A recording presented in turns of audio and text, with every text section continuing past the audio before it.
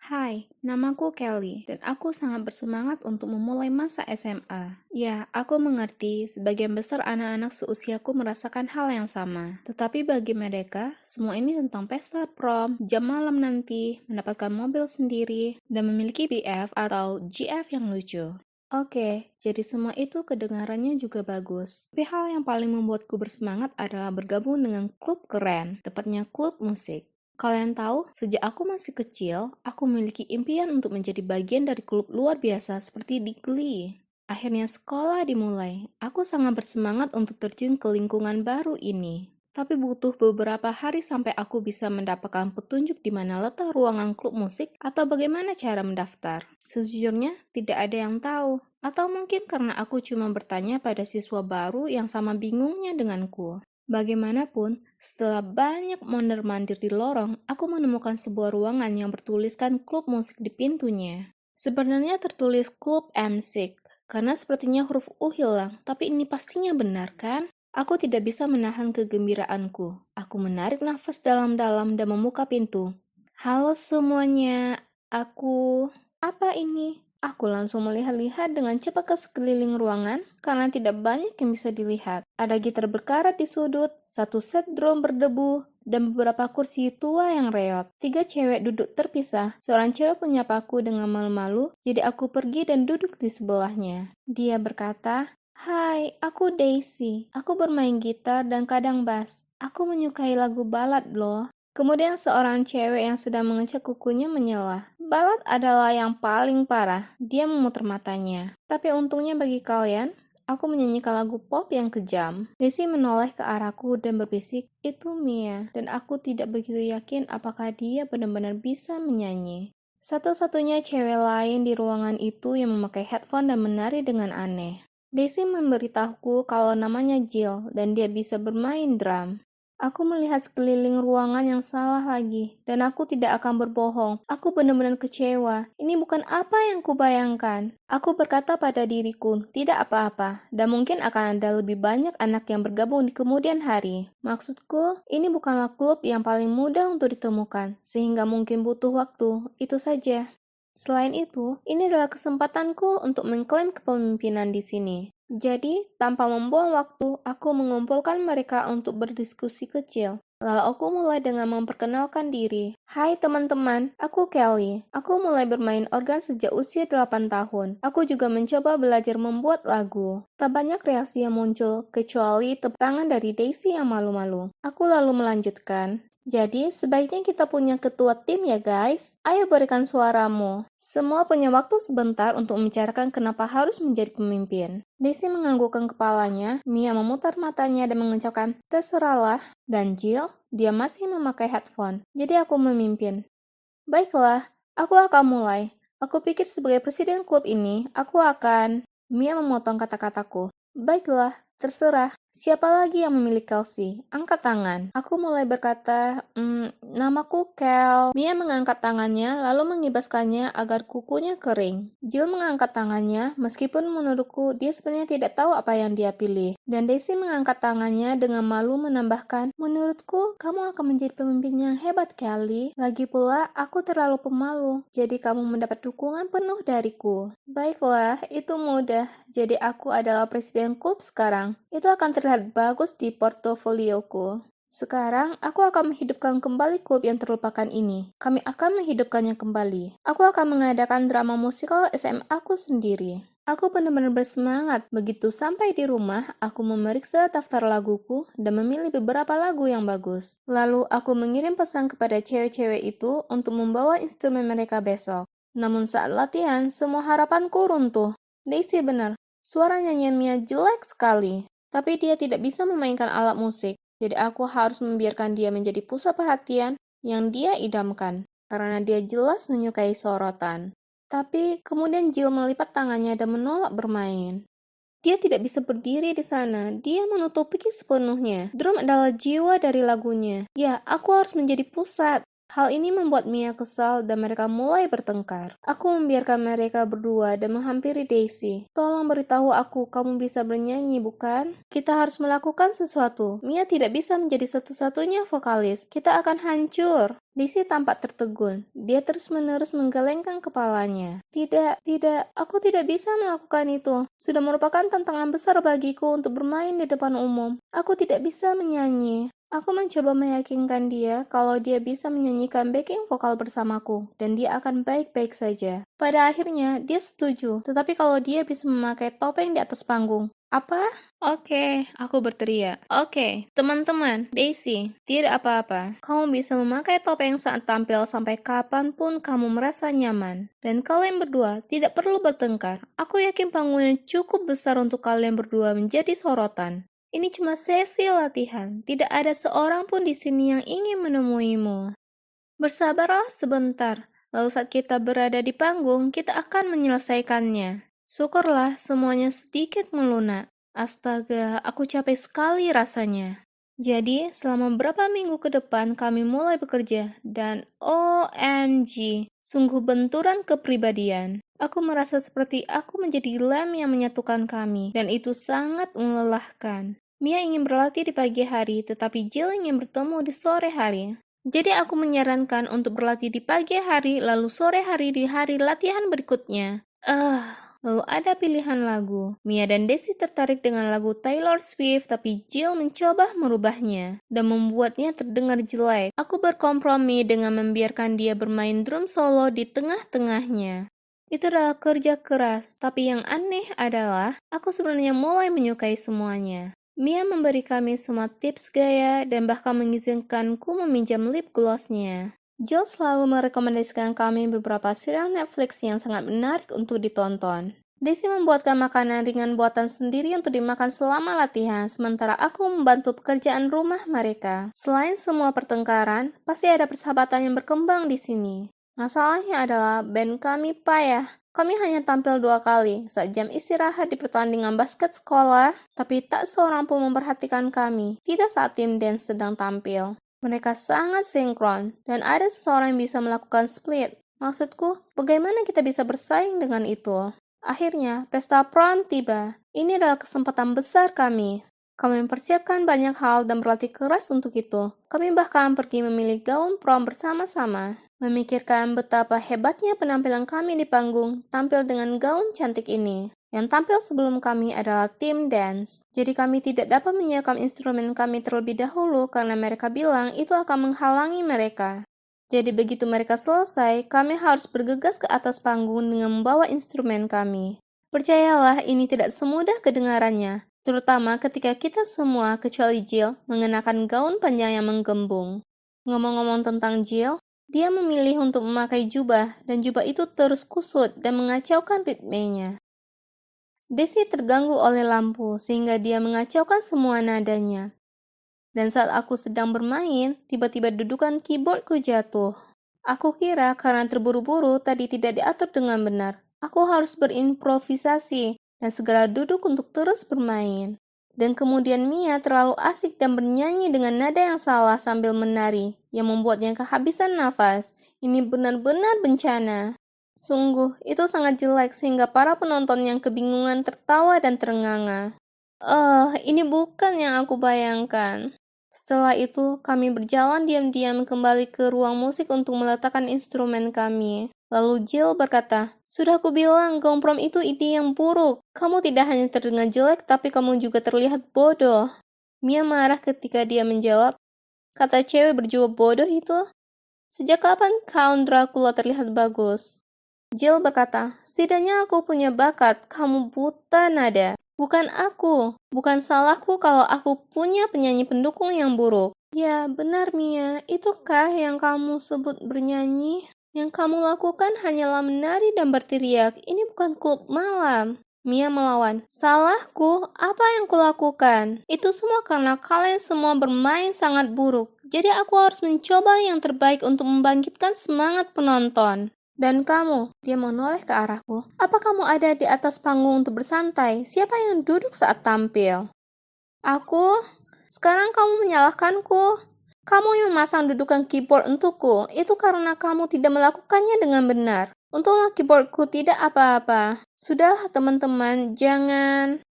Hei, kalian seharusnya menjaga instrumen kalian sendiri. Jangan salahkan aku." Bahkan jika aku bernyanyi dengan nada yang tidak tepat, itu karena kalian bermain sangat jelek. Siapa yang memilih lagu ini? Itu terlalu sulit bagi kami. Oke, ayo berhenti menyalahkan satu sama lain dan fokus mencari cara untuk meningkatkan diri kita sendiri. Atau aku ragu sekolah akan membiarkan kita tampil di acara apapun lagi. Lagi? Bukankah ini cukup untuk mengakhiri hari? Klub bodoh ini seharusnya tidak pernah ada. Aku keluar dari sini. Aku keluar. Aku juga. Buang-buang waktu saja. Selamat tinggal, pecundang. Aku juga, maaf Kelly, tapi aku tidak bisa melakukan ini lagi. Aku cuma bisa berdiri dan berteriak ketika mereka berjalan melewati pintu. Teman-teman, apakah kalian sedang bercanda sekarang? Teman-teman, oke, pergi saja sana, ke neraka klub ini. Mimpiku tentang klub geli sudah berakhir, tapi aku tetap di sana sambil bertanya-tanya apa yang harus kulakukan sekarang. Ini adalah hari terburuk yang pernah ada, tapi tidak apa-apa. Aku akan bergabung dengan klub lain, mungkin klub dance. Maksudku, aku tidak bisa menari dengan baik, tapi aku bisa belajar, ya kan? Hari Senin setelah itu, kami pergi ke klub untuk mengambil barang-barang. Kami berempat tidak mengucapkan sepatah kata pun satu sama lain. Cuaca sangat dingin. Lalu entah dari mana, cowok datang.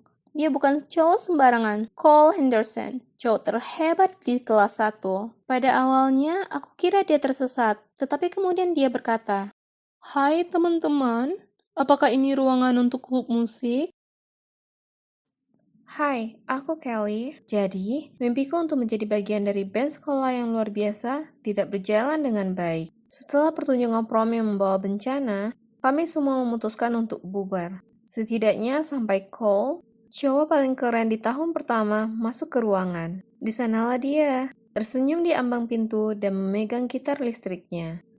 Jadi Jill memelototinya dan berkata, "Apa yang kamu mau?" Dia menjawab, aku tahu saat ini tidak ada perekrutan anggota, tetapi aku mau bergabung dengan band jika kalian..." Aku baru saja hendak memberitahunya bahwa sudah tidak ada band lagi, tetapi Mia berbicara lebih dulu. "Ya, tentu saja." Lalu dia bergegas menghampirinya dan menyeretnya ke seberang ruangan. Daisy tampak bingung dan berkata, "Tapi bukankah kita sudah bubar?" Lalu Jill berkata, "Daisy, kamu pasti salah dengar. Kami bilang kami ingin memperluas merek kami, bukan membubarkannya." Apakah ini nyata? Wow, sungguh menakjubkan apa yang bisa dilakukan cowok imut ini. Jadi, aku hanya mengangguk lalu berkata, baiklah kalau begitu, kurasa selamat datang di band. Oke, coba pikirkan.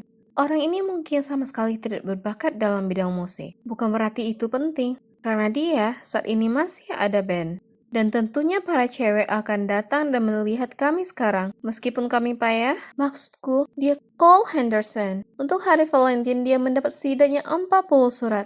Semuanya jatuh dari lokernya. Sungguh gila. Jadi, kami mulai berlatih. Dan wow, ternyata Cole punya suara yang luar biasa. Dan dia bisa bermain gitar elektrik seperti seorang profesional. Mia bahkan mengajukan diri untuk mundur dan menjadi backing vokal. Apa yang terjadi? Dan Daisy pun senang karena tidak perlu menyanyi lagi dan cuma perlu berkonsentrasi bermain bass. Kehadiran Cole menyelesaikan banyak masalah kami. Insiden pesta prom benar-benar terlupakan. Tidak ada lagi Mia dan Jill yang berebut sorotan. Tapi ada satu hal. Aku tahu mereka berdua suka Cole, maksudku itu sudah sangat jelas. Mia berdandan untuk setiap latihan. Maksudku, dia selalu berusaha dengan penampilannya. Tapi gaunnya yang berkiloan di hari sekolah biasa, itu terlalu berlebihan. Lalu ada Jill. Setiap kali Cole berada di dekatnya, dia sangat sopan kepada semua orang dan memuji kami dalam segala hal. Aku tahu mereka sedang bersaing satu sama lain. Karena suatu kali, stick drum Jill menghilang, dan ketika dia mencarinya,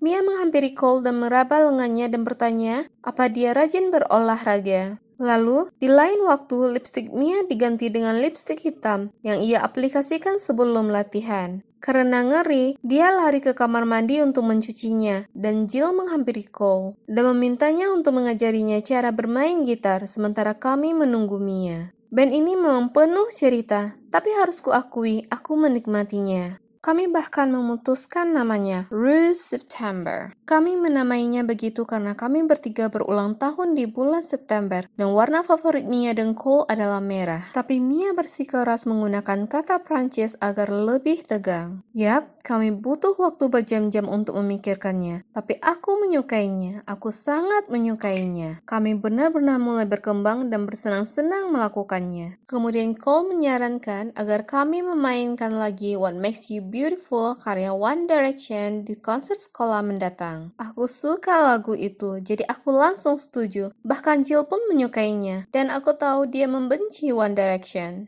Jadi kami berlatih sekuat tenaga dan semua orang datang tepat waktu dan bekerja sangat keras. Ya, persaingan sederhana Mia dan Jill terus berlanjut. Tapi terserahlah, setidaknya kami semua ada di sana untuk berlatih. Malam pertunjukan pun tiba dan aku merasa campur aduk antara gembira dan takut. Cole membantuku memasang dudukan keyboard dan aku perhatikan dia terus memberikan tatapan lucu ke arahku. Sebelum aku sempat menanyakan apa yang terjadi, sudah waktunya untuk tampil. Kami tampil sangat luar biasa dan semua orang bersorak untuk kami. Kemudian lagu berakhir dan Cole mulai berbicara melalui mikrofon. Terima kasih teman-teman, kalian luar biasa. Tapi ada sesuatu yang ingin ku katakan. Kemudian dia menatapku. Kelly, aku hanya ingin memberitahu seluruh dunia bahwa kamulah yang paling cantik. Dan aku sangat senang mengenalmu selama beberapa bulan terakhir. Dan ya, aku akan senang jika kamu mau jadi pacarku. Apa itu tadi? Apakah dia sudah gila? Sejak kapan dia punya perasaan padaku? Kerumunan menjadi gila, berteriak dan bersorak, sementara aku membeku di sana. Aku bisa melihat Jill dan Mia menatapku dengan mata berapi-api. Cole mencoba berjalan ke arahku dan mengatakan sesuatu, tetapi mikrofonnya tidak berfungsi. Jill baru saja mencabutnya, dan Mia menyerbu ke arahku sambil berteriak, "Dasar pengkhianat! Cole milikku." Cole melompat ke depanku untuk melindungiku darinya. Lalu Daisy tiba-tiba menangis terseduh-seduh, seperti histeris. Kami semua saling memandang dan langsung tahu, ya ampun, dia pasti juga naksir Cole. Hal berikutnya yang kami tahu, seorang guru berjalan ke atas panggung dan mengusir kami. Saat itulah aku melihat seluruh penonton ternganga melihat kami dan tertawa. Astaga, ini sangat memalukan. Yang lebih parah lagi, kami keluar dari panggung dan kepala sekolah berkata, "Jadi, menurutmu itu lucu, bukan? Ayo kita lihat apa kalian masih bisa tertawa kalau dihukum." Kemudian dia mengunci kami semua di ruang kelas, mengatakan bahwa kami hanya boleh pergi sampai kami memahami kesalahan kami dan menyelesaikan semuanya. Tidak mungkin aku ingin berbicara dengan mereka tentang kekacauan ini. Berkat mereka, aku terlihat seperti orang bodoh. Dan sekarang aku ditahan padahal aku belum melakukan apapun. Terjadi keheningan yang canggung selama sekitar 5 menit sampai Cole dengan malu-malu memulai, "Oke, kita tidak bisa hanya duduk diam di sini terlalu lama. Dengar, aku suka Kelly, dan konser itu adalah kesempatan besar bagiku untuk mengakui perasaanku. Itu saja." Apakah dia serius saat ini? Ini adalah hal terakhir yang perlu dia katakan saat ini. Jill tiba-tiba meledak lagi dan menoleh ke arahku sambil berteriak, "Kamu sudah merayu Cole meskipun kamu tahu aku menyukainya." Cole mencoba menyelah. "Teman-teman, bukan begini caranya." Mia juga mendatangiku. "Kamu tidak pantas menjadi pemimpin kami. Kamu sangat licik." Lalu datanglah Daisy sambil menangis lagi. Jill mencoba menghiburnya, sementara Mia berkata, "Korban kecantikan yang lain ya." Daisy tergagap sambil menangis.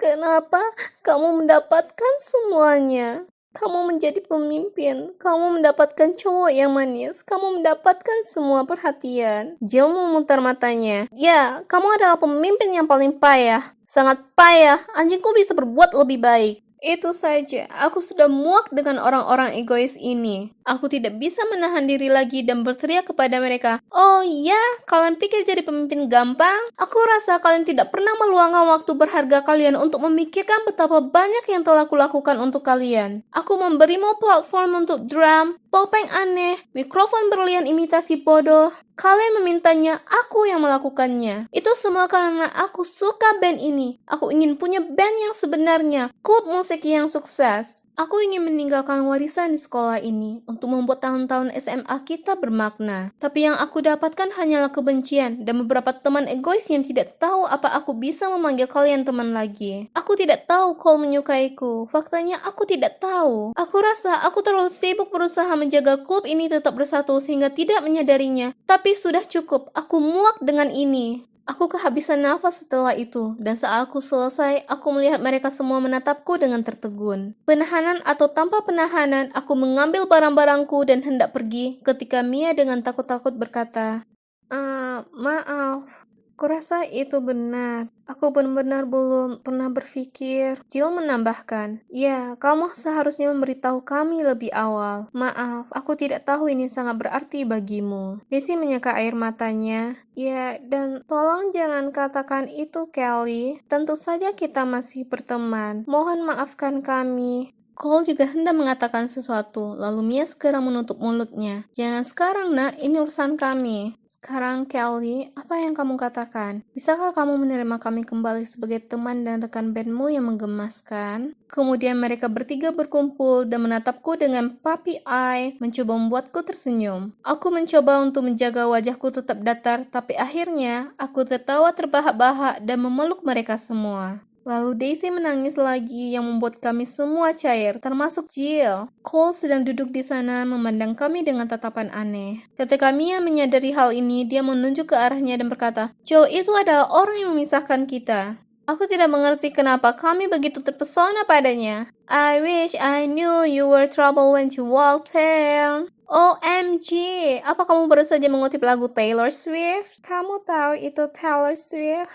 Daisy tertawa. Tapi kamu benar, aku sudah melupakannya sekarang. Ya, cowok bodoh, Jill setuju. Aku melambai kepada Cole untuk bergabung dalam pelukan grup sambil berkata, teman-teman, ingatlah bahwa Cole adalah orang yang menyelamatkan kita ketika kita hampir bubar. Dia pantas mendapatkan pujian. Apa maksudmu hampir? Kita sudah dibubarkan, canda Mia. Lalu Jill menambahkan, wah, kita sudah melalui semuanya. Sekarang sepertinya kita juga bisa menyelesaikan semuanya bersama-sama. Iya kan kawan? Aku berkata, ya, itulah semangatnya. Sekarang hitung sampai 3. 1, 2, 3. Rue September. Ayo pergi. Kalian kira ini adalah akhirnya? Tidak juga. Kemudian pada hari itu ketika aku sedang berjalan pulang ke rumah, Cole berlari mengejarku. Hey Kelly, aku minta maaf, aku tidak tahu apa arti klub ini bagimu. Tolong lupakan semua pengakuanku, dan ayo kita jadi teman baik. Aku ingin membantumu dengan band dan segalanya. Aku tersenyum padanya, aku suka itu.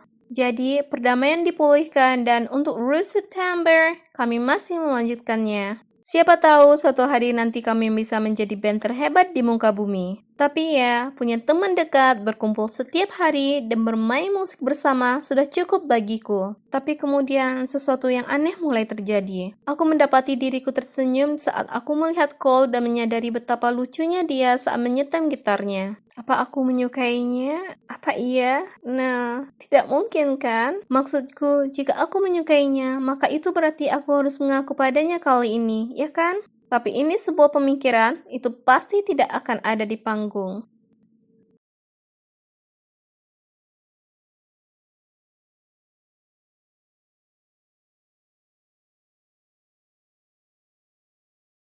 Aku memasuki apartemen dan melihat 4 pasang mata ternganga ke arahku. Tunggu dulu, aku kenal Eric dan Philip dari kelas matematikaku. Dan cewek yang saat ini menatapku dengan sombong sambil memutar-mutar rambutnya di jarinya adalah Jessica. Ya, aku sebenarnya tidak mengenalnya, tapi reputasinya sebagai orang kaya dan sombong sampai di telingaku. Lalu yang terakhir, apakah anak Imo itu? Siapa namanya lagi?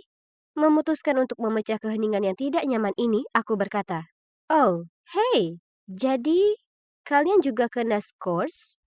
Tidak ada yang menjawab, meskipun mereka pasti sudah mendengarku. Wah, oke. Suasana ini tegang. Dan kupikir akulah yang selalu canggung. Sejujurnya, aku bahkan tidak tahu kenapa aku harus melakukan skorsing aneh ini. Yang aku lakukan hanyalah secara tidak sengaja dan dengan buruknya melemparkan dodgeball ke wajah guru olahraga itu. Lalu ketika aku hendak meminta maaf, lidahku terpeleset. Tapi Bukankah kamu seharusnya yang paling ahli karena kamu adalah guru olahraga itu? Aku bergumam. Tentu saja dia sangat marah. Jadi aku berakhir di kantor kepala sekolah dan dia memberikanku selembar kertas dengan alamat apartemen di atasnya dan berkata, "Pergi ke sini untuk skorsimu. Kamu akan tinggal di sini sampai kamu menyadari kesalahanmu." Hah? Instruksi tidak spesifik seperti apa yang dimaksud? Sebelum aku sempat menanyakannya lagi, dia mengusirku dari kantornya.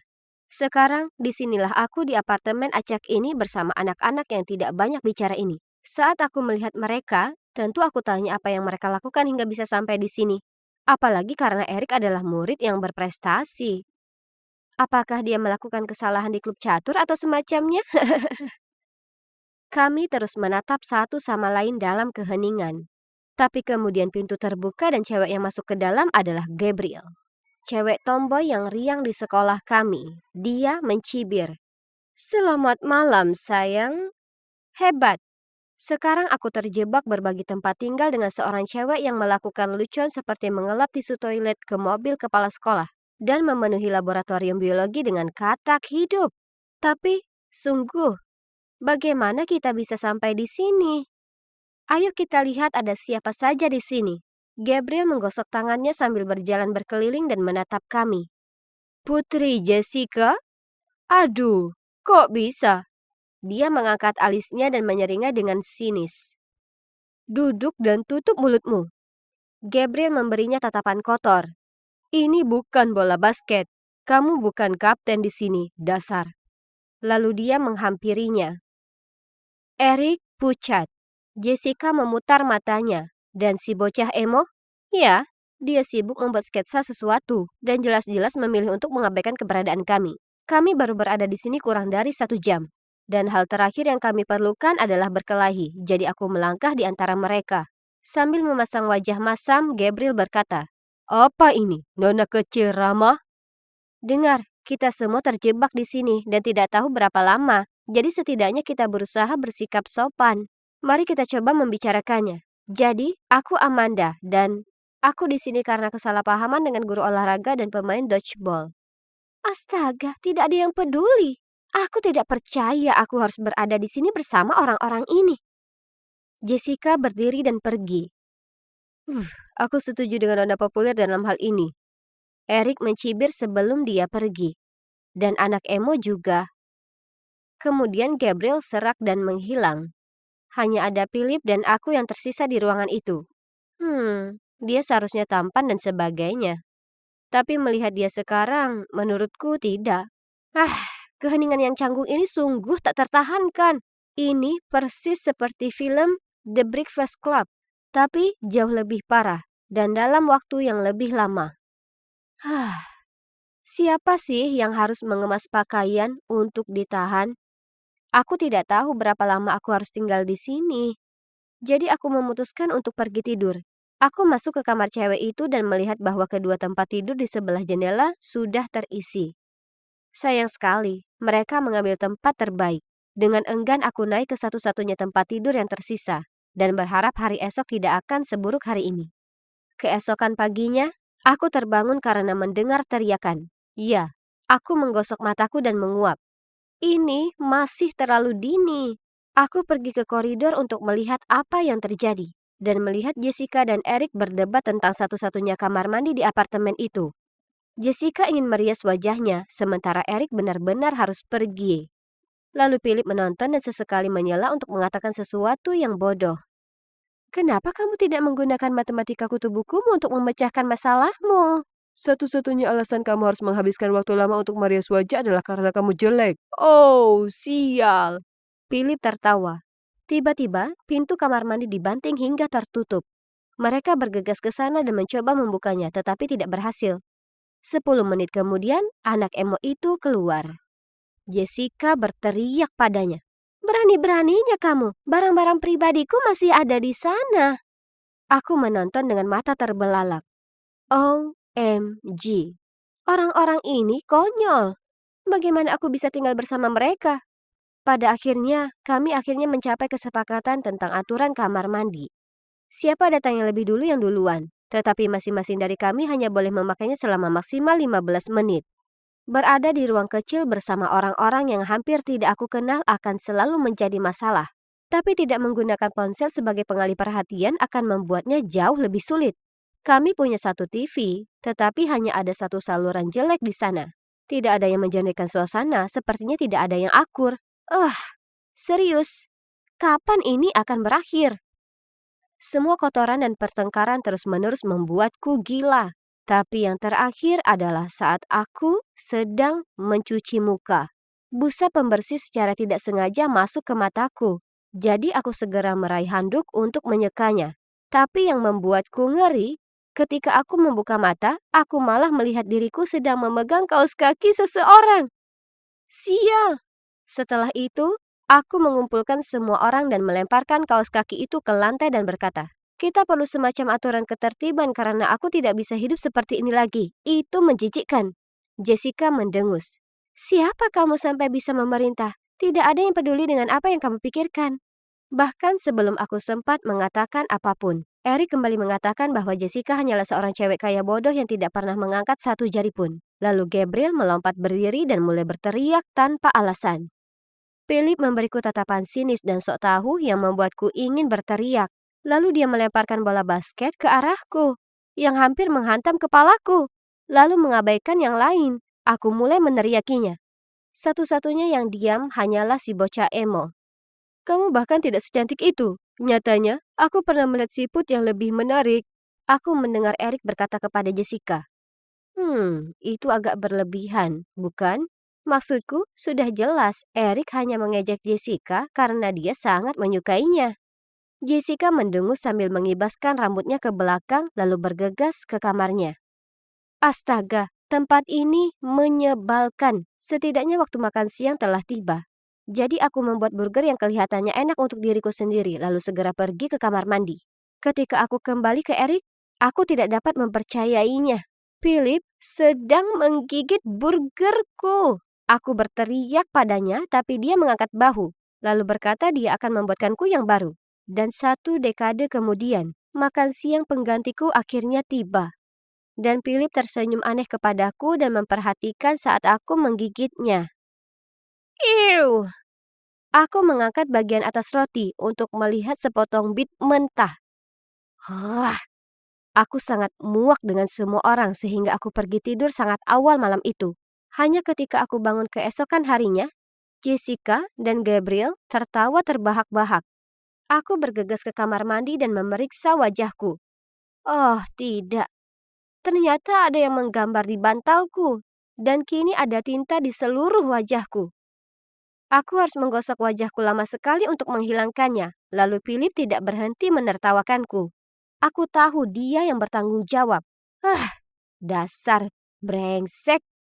Dan di sisi lain, kami juga mempunyai anak emo yang membuatku muak. Dia tidak pernah mengatakan atau melakukan apapun. Sebaliknya, dia hanya duduk di sana. Biasanya memakai sepatu botnya yang kekar dan terlihat murung. Maksudku, kenapa memakai sepatu bot yang terlihat berkeringat saat dia terjebak di dalam? Sudah waktunya dia angkat bicara. Jadi, aku membuat lelucon agar dia bicara. Saat anak emo itu sedang mandi, Eric dan aku mengisi sepatu kesayangannya dengan mayo. Beberapa saat kemudian, aku mendengar bunyi gedebuk keras. Lalu anak emo itu berjalan aneh melintasi ruangan dengan kaki berlumuran mayo, sambil memegang salah satu sepatu botnya. Apa kalian kehilangan akal sehat? Dia berteriak. Dan jujur saja, aku terintimidasi oleh sisi lain dari dirinya. Lalu entah dari mana, Jessica muncul. Dia menoleh ke arahku dan mendorong bahuku. Itu keterlaluan, ya kan? Oh tidak, kamu tidak melakukannya. Aku tidak akan membiarkan orang seperti dia berbicara kepadaku seperti itu dan lolos begitu saja. Jadi aku mengambil posisi defensif dan memelototinya. Kami akhirnya saling menatap ketika tiba-tiba aku merasakan lengan menarikku ke belakang. Itu adalah Philip. Aku mencoba melepaskan diri dari cengkramannya, yang menyebabkan dia kehilangan keseimbangan, dan dia secara tidak sengaja menyikut Gabriel. Oh, kamu sudah selesai, Jock. Tak lama kemudian Jessica dan aku saling menjambak rambut, dan Gabriel serta Philip saling mendorong. Itu adalah kekacauan. Berhenti, kalian semua! Itu adalah anak emo. Dia memelototi kami dengan marah. Kalian bertingkah seperti anak nakal yang tidak dewasa. Ya, Itu tidak terduga. Tetapi aku rasa berhasil karena beberapa detik kemudian kami mulai membereskan kekacauan yang kami buat. Kami tahu ada sesuatu yang perlu diubah. Jadi saat makan malam, kami semua duduk mengelilingi meja dan mencoba menyelesaikan masalah. Yang lain semua menatap makanan mereka dan tidak berbicara. Jadi aku memutuskan untuk memulainya. Jadi aku di sini karena aku tidak selalu bereaksi dengan baik terhadap situasi tertentu. Entahlah, sepertinya aku sulit mendapatkan teman. Aku terdiam. Kemudian Erik angkat bicara. Satu-satunya kata yang sepertinya diketahui ibuku saat ini adalah belajar, belajar, dan belajar. Menurutku yang kulakukan hanyalah nilai. Jadi ketika aku mendapat nilai B dalam seni bahasa Inggris, aku menyobeknya di depan guru. Begitulah ceritanya. Jessica menyibakkan rambutnya ke belakang lalu berkata, cobalah memiliki semua uang yang kamu inginkan, kecuali orang tua yang paling lalai yang pernah ada. Aku yakin mereka masih belum menyadari kalau aku terjebak di sini bersama kalian pecundang selama berhari-hari, hanya karena aku bilang pada seorang cewek kalau roknya jelek. Aku membantunya. Lalu Phil berseru, ayahku mau aku menjadi kuat dan jantan seperti dia. Aku tidak ingin menjadi seperti dia, tetapi aku khawatir aku akan menjadi seperti dia, dan aku tidak dapat berbuat apa-apa. Jadi aku melewatkan latihan bola basket, bertengkar dengan pelatih dan ayahku, dan sekarang aku berada dalam tahanan paling aneh yang pernah ada. Gabriel mencibir. Paling tidak ayahmu ada. Ayahku menghilang selama sebulan, dan ibuku sudah meninggal. Oh, dan aku di sini karena aku menaruh cat di loker badut, membalas mereka dengan tepat karena mengejekku. Kata-katanya diikuti dengan keheningan yang intens. Canggung. Tapi aku merasa aku memahami semua orang sedikit lebih baik sekarang. Oh, tapi tunggu dulu. Anak emo itu tidak mengatakan apapun. Hei kamu, aku memandangnya. Jadi, apa ceritamu? Dia mengangkat bahu dan menurutku dia tidak akan berbicara. Tetapi kemudian dengan suara pelan dia berkata, aku Stephen. Aku tidak pernah mengenal ayahku. Ibuku tidak ada, jadi aku tinggal bersama kakek dan nenekku. Aku di sini karena aku mengabaikan kepala sekolah. Tetapi hanya karena aku sedang memakai earphone. Oh, gumamku. Dengar, aku minta maaf soal sepatu buatmu. Akan kubantu membersihkannya kalau kamu mau. Stephen mengangguk. Jessica benar. Aku agak kasar padanya. Kemudian Erik memberikan senyuman canggung dan berkata, Jessica, aku tahu aku telah bersikap brengsek padamu. Tapi itu hanya karena aku menyukaimu. Jessica tidak bergeming. Dia masih terus mengamati kukunya. Mungkin karena jatuh cinta pada cowok sudah menjadi bagian dari rutinitas hariannya. Ya, aku mungkin juga menyukai seseorang. Phil merentangkan tangannya ke belakang kursinya. Sepertinya aku suka menyembunyikannya. Dia menatap langsung ke arahku. Aku merasa diriku tersipu. Dan ada perasaan berdebar aneh di perutku. Tapi kenapa? Jantungku mulai berdebar kencang. Sekarang apa yang harus aku lakukan? Aku dan Jody menyeret kaki kami yang sakit di lorong setelah seharian mencari di setiap sudut mall ini. Oh, kakiku lemas. Kurasa aku tak bisa jalan lebih jauh lagi. Siapa yang membuat iklan tanpa mencantumkan toko resmi? Aku tak percaya kita sudah memasuki 10 toko dan tak bisa menemukannya. Ayo kita coba toko terakhir ini. Jika dia tak di sini berarti kita naik Uber dan pulang. Kami masuk ke toko dengan seutas harapan terakhir. Dan di sanalah dia, duduk dengan anggun di rak.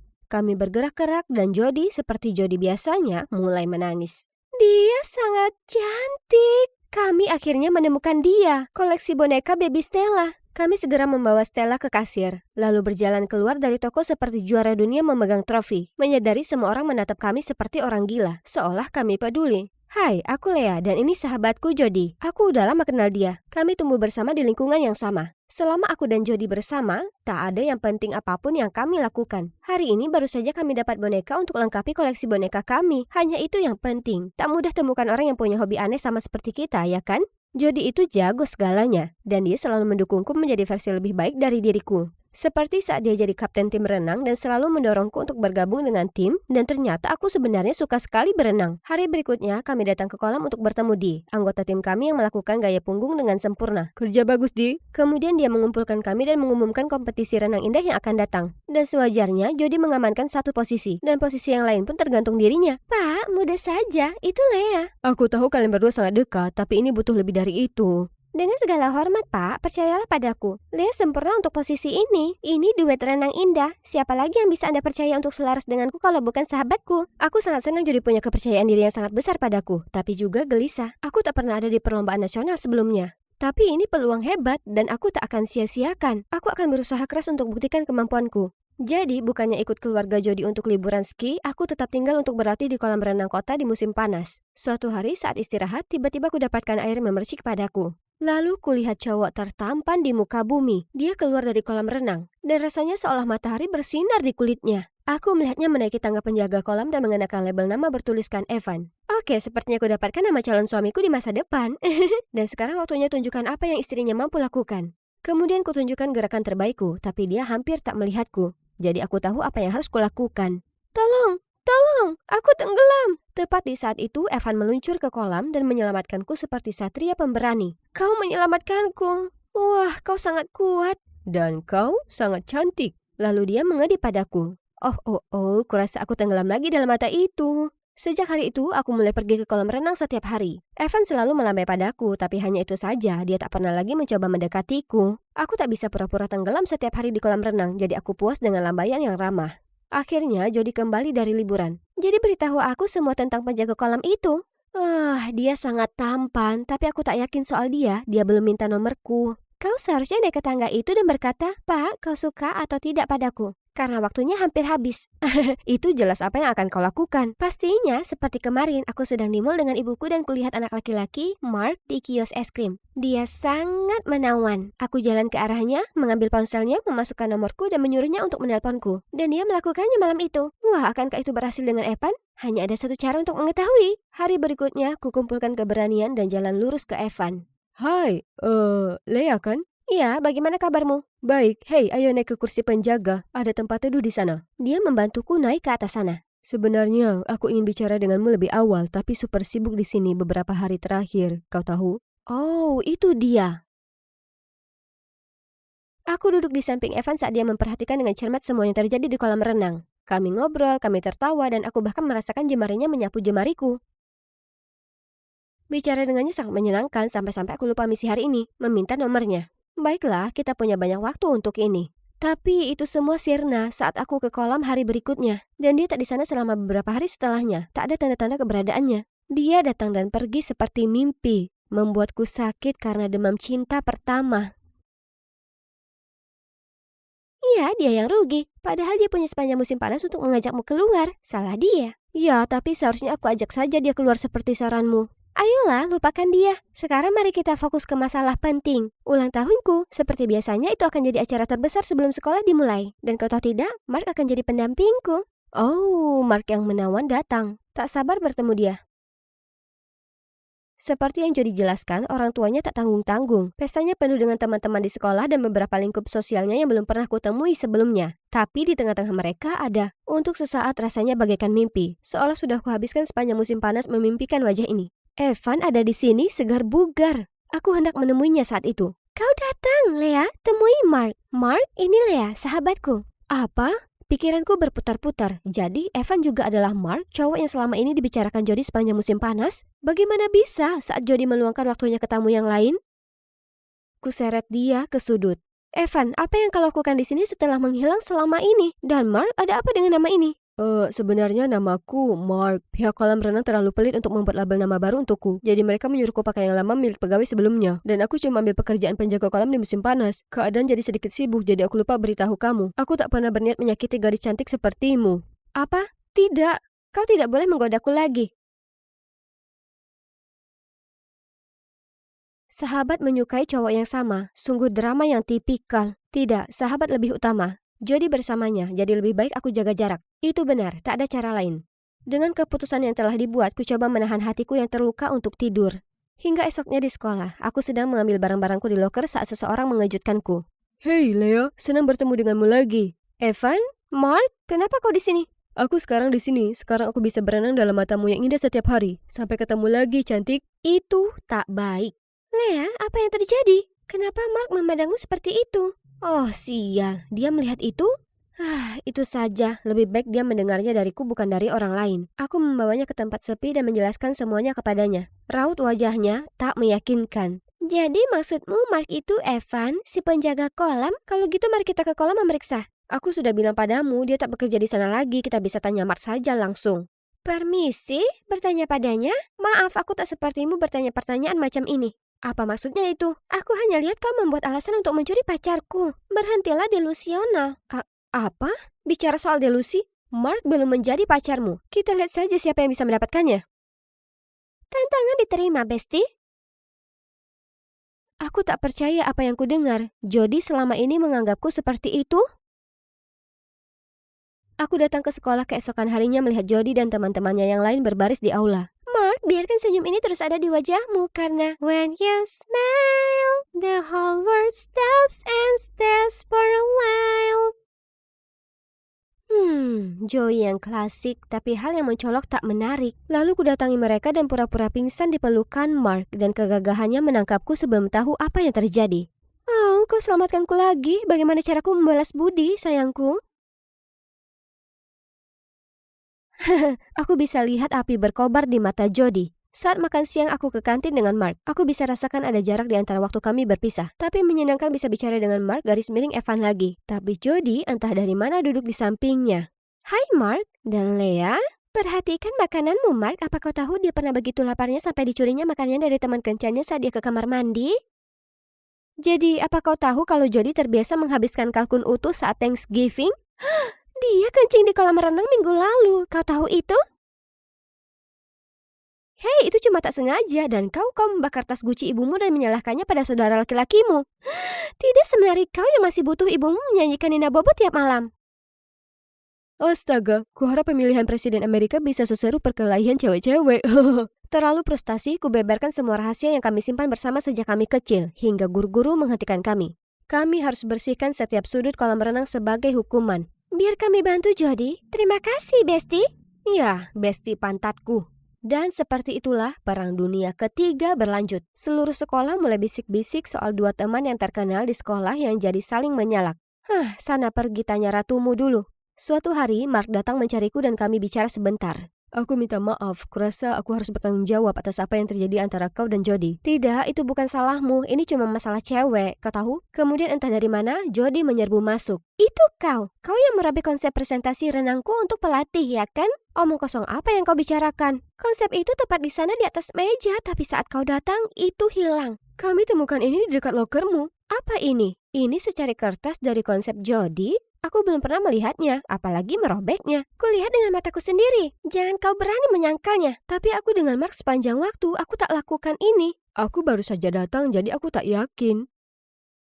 Kau cukup dengan kebohonganmu. Kau tak lagi diterima di tim kami. Pergilah. Apa? Kau tak bisa. Jangan lupa aku ini pasanganmu di kompetisi yang akan datang. Tentu saja aku bisa. Aku kapten tim dan dia akan jadi pasanganku. Semua terjadi begitu cepat. Kepalaku berputar-putar. Apa yang terjadi? Aku tak pernah lakukan hal seperti itu. Tapi Mark? Kenapa Mark tak membelaku padahal dia tahu aku tak bersalah? Apa semuanya sepadan dengan memperjuangkan cowok itu? Sekarang aku merasa aku kehilangan semuanya. Sahabatku, posisiku dalam renang. Saat semua sudah buruk, ibu mengetuk pintu kamarku dengan berita yang sangat mengerikan. Hei, apa yang terjadi antara kau dan Jody? Tak ada. Tak ada? Lalu kenapa dia membakar boneka-bonekamu?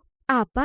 Kulihat lewat jendela melihatnya membakar koleksi kami. Aku langsung berlari menuju rumahnya. Jody, jangan, kumohon. Dia tak berhenti, dia biarkan semuanya terbakar. Sudah cukup, pertemanan kami terbakar jadi abu sama seperti boneka-boneka kami. Beberapa hari kemudian, Jody dan Mark jadian. Hari Thanksgiving tiba tapi aku merasa kesepian. Bukan karena Mark memilih Jody, tapi karena persahabatan kami hampir berakhir. Jadi aku ke kolam renang di kota. Sementara membiarkan diriku sendiri terapung di air, ku dengar suara yang tak asing. Lea, apa itu kau? Ya Tuhanku, kuharap aku akan menemukanmu di sini. Jangan berani bicara padaku. Apa aku buat salah padamu? Aku tahu aku. Kau tanya? Kau lupa yang kau lakukan padaku beberapa hari lalu?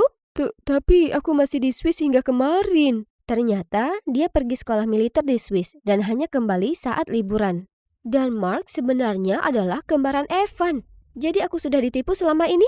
Berita itu sangat mengejutkanku. Semua emosi yang tertahan mengalir bersama air mata. Semua emosi Evan menarikku ke pelukannya dan mendengarkan tiap kata. Aku minta maaf, saudaraku pasti sudah main-main denganmu. Aku akan mengatasi ini, aku janji. Beberapa hari kemudian Evan memintaku datang ke kafe dekat sekolah untuk bicarakan kebenaran yang dia tahu. Kami melangkah ke dalam melihat Jody duduk di sisi dengan pacar barunya dan sahabat barunya. Aku hendak pergi tapi Evan menarikku kembali. Percaya padaku ya. Lalu dia menggandeng tanganku dan mengantarku ke mereka. Saat melihat Evan, Jody tak bisa menyembunyikan rasa kagetnya. Hah? Kau terlihat seperti pacarku. Ya, aku saudara kembarnya. Ya kan, Di? Kau juga mengenalnya?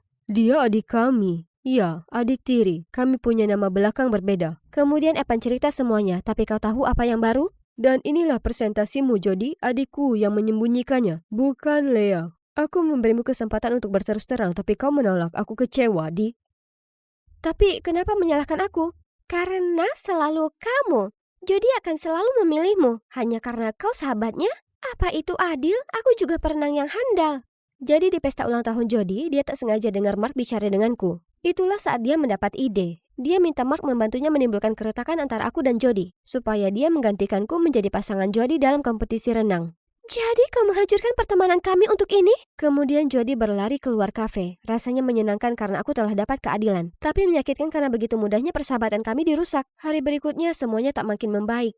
Jody terus menelpon untuk minta maaf, tapi aku tak siap untuk mendengarnya. Suatu hari, ku dengar Jody dan Mark bicara. Aku minta maaf atas segalanya. Saudariku ingin posisi dalam tim, jadi aku hanya ingin membantu. Tapi kukira dengan melakukan itu aku bisa tahu bagaimana perasaanmu jika ada orang lain sepertiku, karena sejak awal aku sudah jatuh hati padamu. Aku tak tahu apa ini nyata atau tidak lagi, Mark. Tapi aku tak bisa memaafkanmu, paling tidak sekarang. Aku minta maaf, tapi di antara kita sudah berakhir. Semuanya juga kacau bagi Jody. Hari berikutnya aku buka pintu melihat Evan, Mark, dan Dee di sana. Kami minta maaf atas apa yang terjadi. Kami tak berpikir jernih sebelum melakukannya. Ku biarkan kecemburuan menguasaiku. Aku minta maaf semuanya menjadi buruk antara kau dan Jody. Tak ada gunanya marah-marah kali ini. Paling tidak, semuanya sudah terselesaikan bagaimanapun juga. Aku sangat menyesal mengenai keluargaku yang kacau. Tolong, aku sudah cukup mendengar maaf beberapa hari ini. Jadi bagaimana? Seharusnya kulakukan ini sejak dulu. Apa kau mau makan es krim bersama kapan-kapan? Kupikir kau tak akan mengajak. Dan, Lea, aku sudah putuskan untuk meninggalkan tim. Aku tak bisa di sana setelah semua ini. Tapi, bagaimana dengan Jody? Aku lari ke ruang olahraga sekolah, mengetahui kekacauan yang terjadi. Lihat kekacauan yang kalian timbulkan. Bagaimana kau bisa ikut kompetisi tanpa pasangan? Aku minta maaf, Saat pelatih pergi, dia masuk ke air dan membiarkan itu mengambil alih dirinya. Jadi aku bergabung dengannya. Hei, bisakah aku menjadi pasanganmu? Lea, tidak. Aku tak pantas untuk itu. Aku bodoh. Kubakar semua boneka kita dan membuang persahabatan kita. Ya, kau cukup bodoh dan kau menyakitiku. Tapi itu tak apa. Aku di sini karena kau membutuhkanku dan terlepas dari apapun aku akan selalu ada di sana jika kau membutuhkanku. Aku sangat menyesal. Tak apa, kita berdua belajar untuk tetap bersikap tenang sebelum mengatakan apapun yang menimbulkan penyesalan. Dan sekarang mari kita menangkan ini. Iya, dengan ada kau di sampingku, aku selalu bisa menang.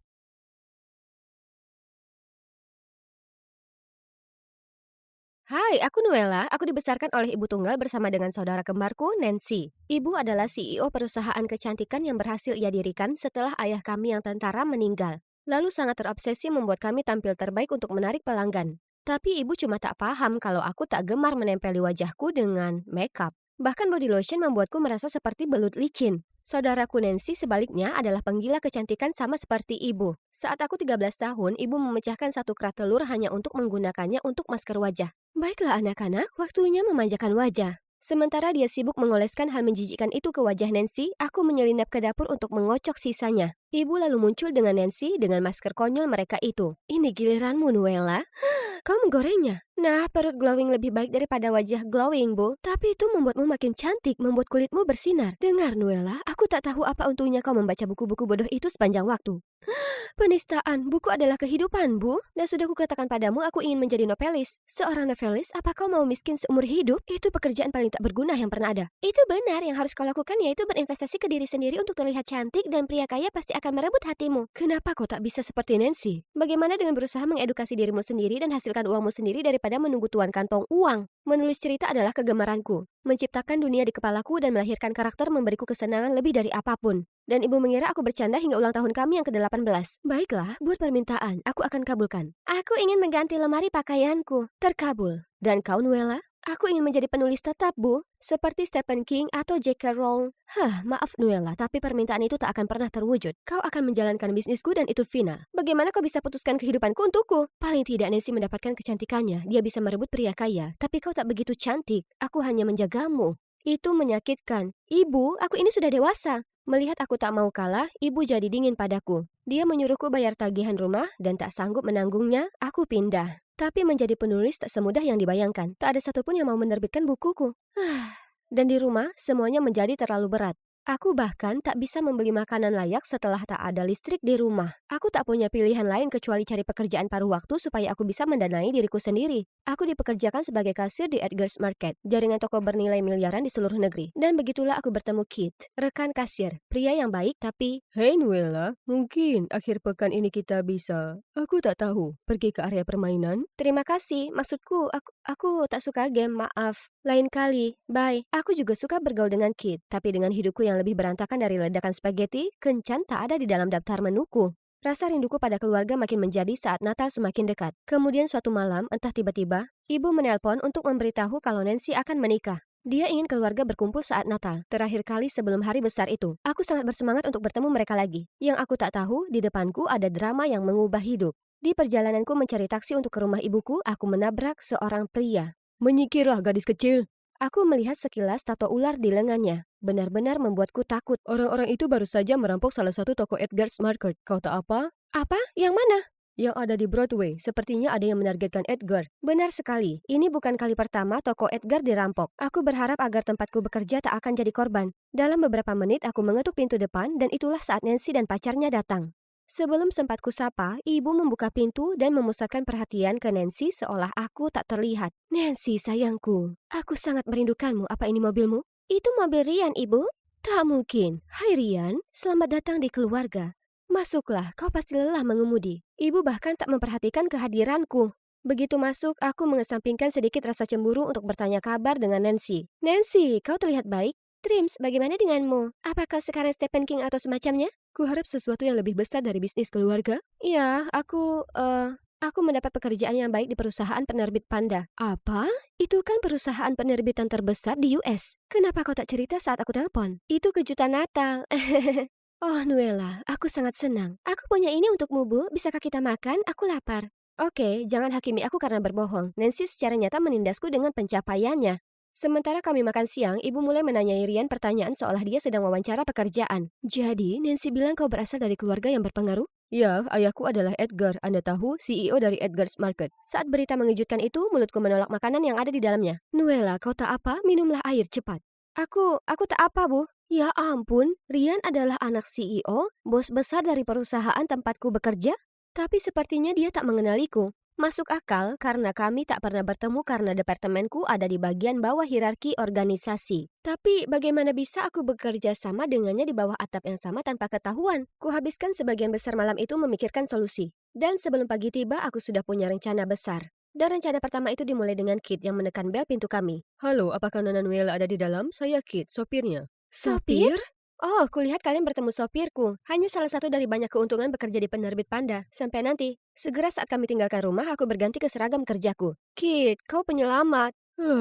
Ada apa dengan semua drama ini? Apa salahnya memberitahu mereka kau adalah kasir? Kau tak akan mengerti. Aku tak bisa biarkan Nancy berada di atas angin sepanjang waktu. Dia punya segalanya berjalan mulus di hidupnya. Dan aku tak punya apa-apa. Kau punya aku, Nuella. Kau mau minum kopi sebentar? Tentu. Di hari yang sama, kami sibuk di kantor. Saat Rian berjalan masuk bertingkah seperti bos ke semua orang. Cepat, Kit, tutupi aku. Ada apa? Itu cuma anak CEO. Dia yang dipacari Nancy. Jika dia lihat aku, dia akan buka kedokku. Apa kau yakin dia mengencani Nancy? Karena dia berhubungan dengan manajer kita sekarang. Rian menduakan adikku dengan manajer kami? Aku mengintip di balik konter dan saat itulah kulihat Rian mojok dengan Katie si pirang. Aku mendekati rak di mana Rian berada, pura-pura menata sambil menguping. Penginapan Starlight 8 malam. Jangan terlambat, tampan. Jadi pria ini mentigakan adikku dengan manajer dan Katie? Aku sangat terkejut. Aku hampir membongkar penyamaranku, tapi aku kabur sebelum aku bisa terlihat. Aku bergegas pulang untuk memberitahu Nancy. Nancy, Rian itu tukang main perempuan. Kulihat dia dengan gadis. Kau melihatnya? Di mana? Kok bisa? Kau buntuti tunanganku? Tidak, aku... Sial, aku tak bisa beritahu dia aku kerja untuk perusahaan milik keluarganya. Aku dengar orang-orang mengatakan hal buruk tentangnya. Kau tahu, hal yang sangat buruk. Mendengarkan rumor ya? Kau harusnya tahu lebih baik dari itu. Kurasa rasa irinya membuatnya tak berpikir jernih.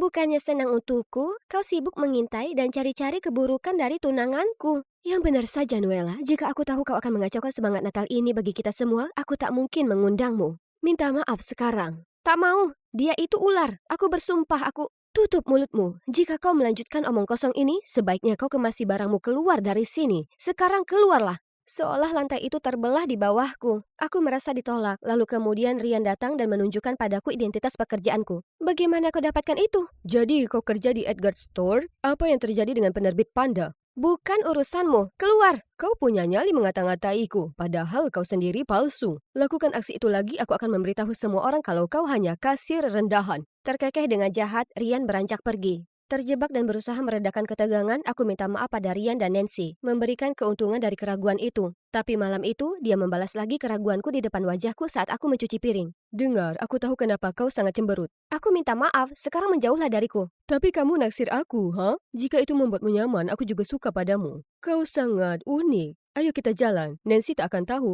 Kutahan keinginan untuk memukulnya dengan panci. Sudah pasti. Dia bajingan dan Nancy perlu tahu. Jadi kuputuskan untuk ikut bermain. Mungkin aku bisa menjebaknya dan tunjukkan ke Nancy bukti kejahatannya. Oh Rian, dari mana kau tahu? Sejak aku menatapmu, aku membayangkan tentang kita. Kalau begitu, ayo kita keluar besok malam. Aku akan SMS alamatnya padamu. Bingo! Dan itulah bagaimana ku dapati diriku berdandan untuk kencan sepulang kerja keesokan harinya. Wah, kau tampak menawan. Kau mau kemana? Pujian Kit membuatku merasa berbunga-bunga. Untuk pertama kalinya sejak lama aku merasa cantik.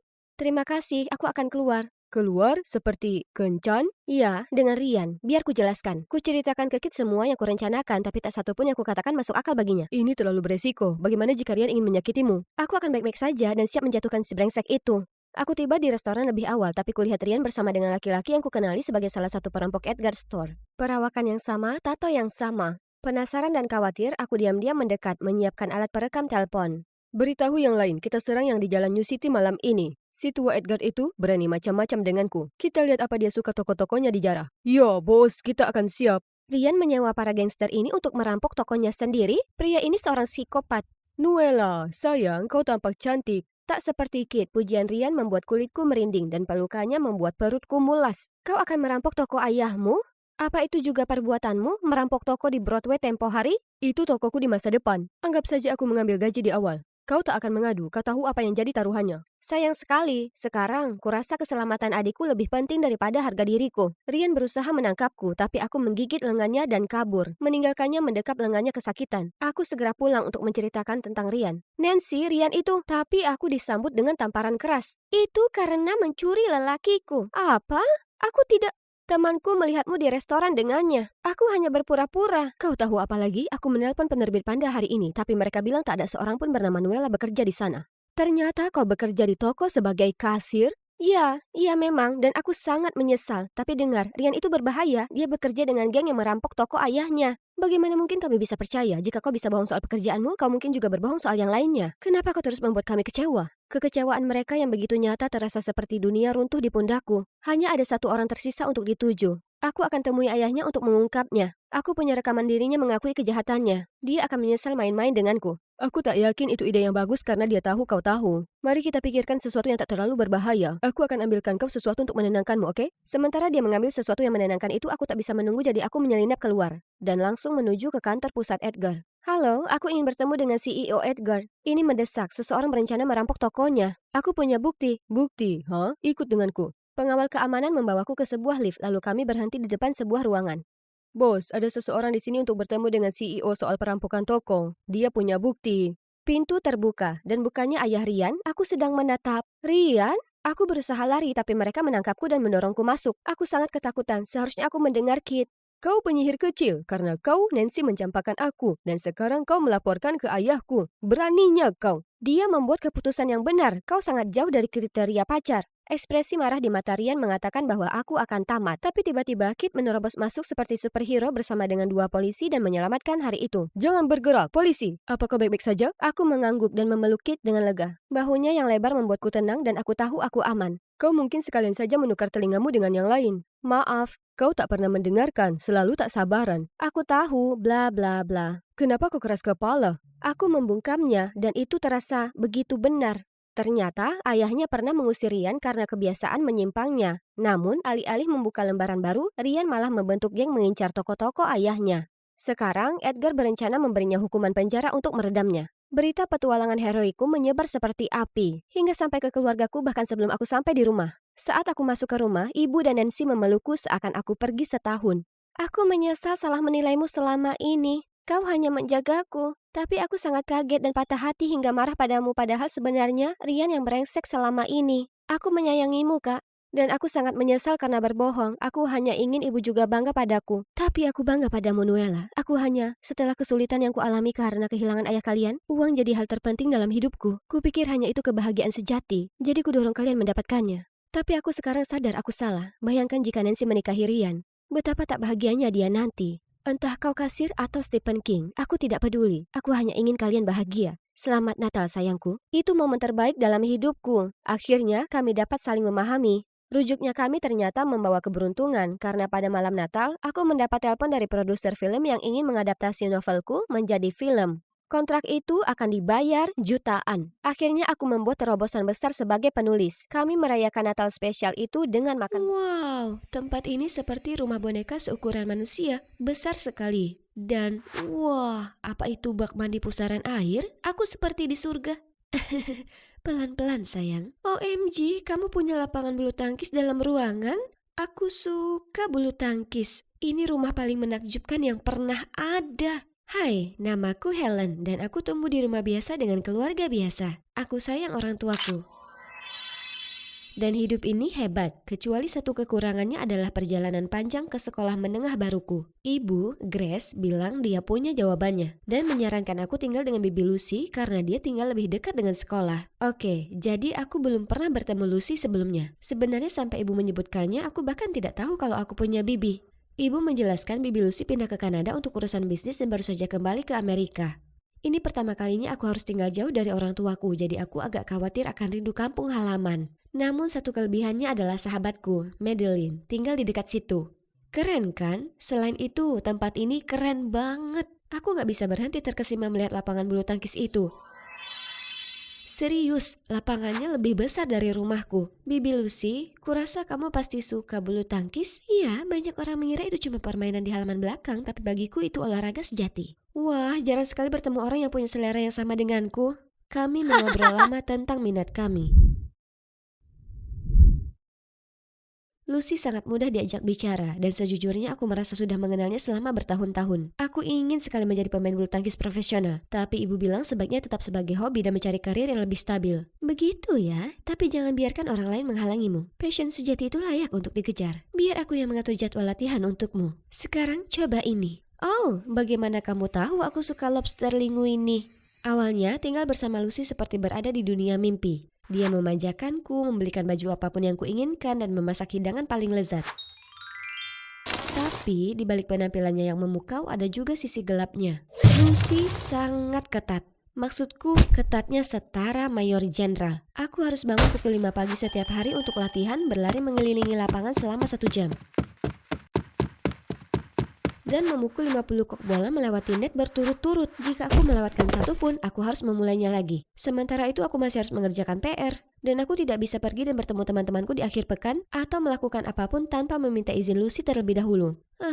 Setidaknya di sekolah aku bisa melampiaskannya pada Maddie. Aku berharap dia setuju denganku, tapi dia mengangkat bahu dan berkata, "Kurasa bibimu ingin yang terbaik untukmu. Selain itu, kemampuan bulu tangkismu sudah jauh lebih baik. Jika aku bisa tinggal di rumah mewah, makan makanan lezat dengan bibi yang begitu perhatian, aku pasti akan bertahan dengan jadwal latihan yang melelahkan itu."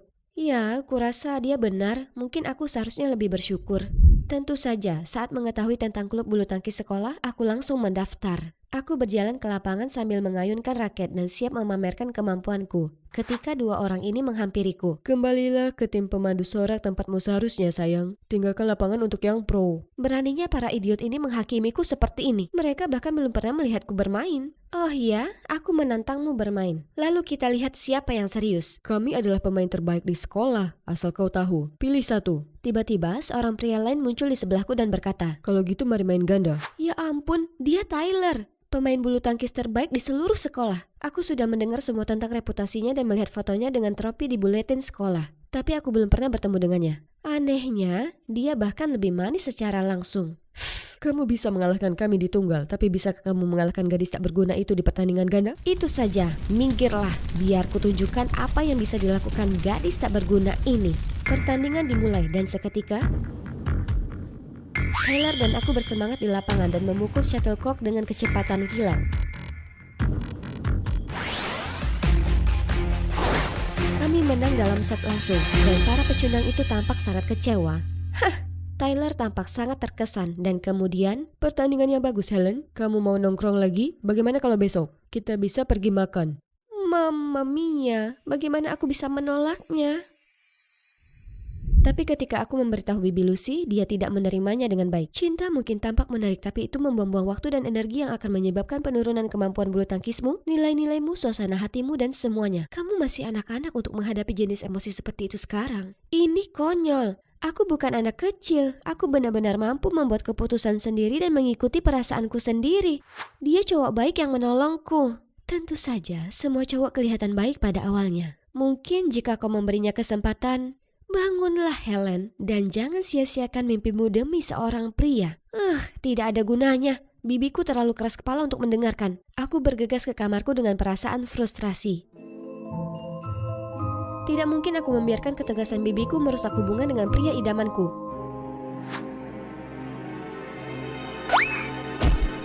Jadi kuputuskan menyelinap keluar untuk menemui Tyler. Tapi gimana caranya?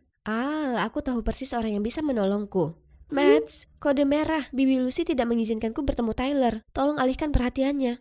Oke, tapi hanya jika kau memberiku buku The Ballad of Songbird and Snake yang sudah ditandatangani.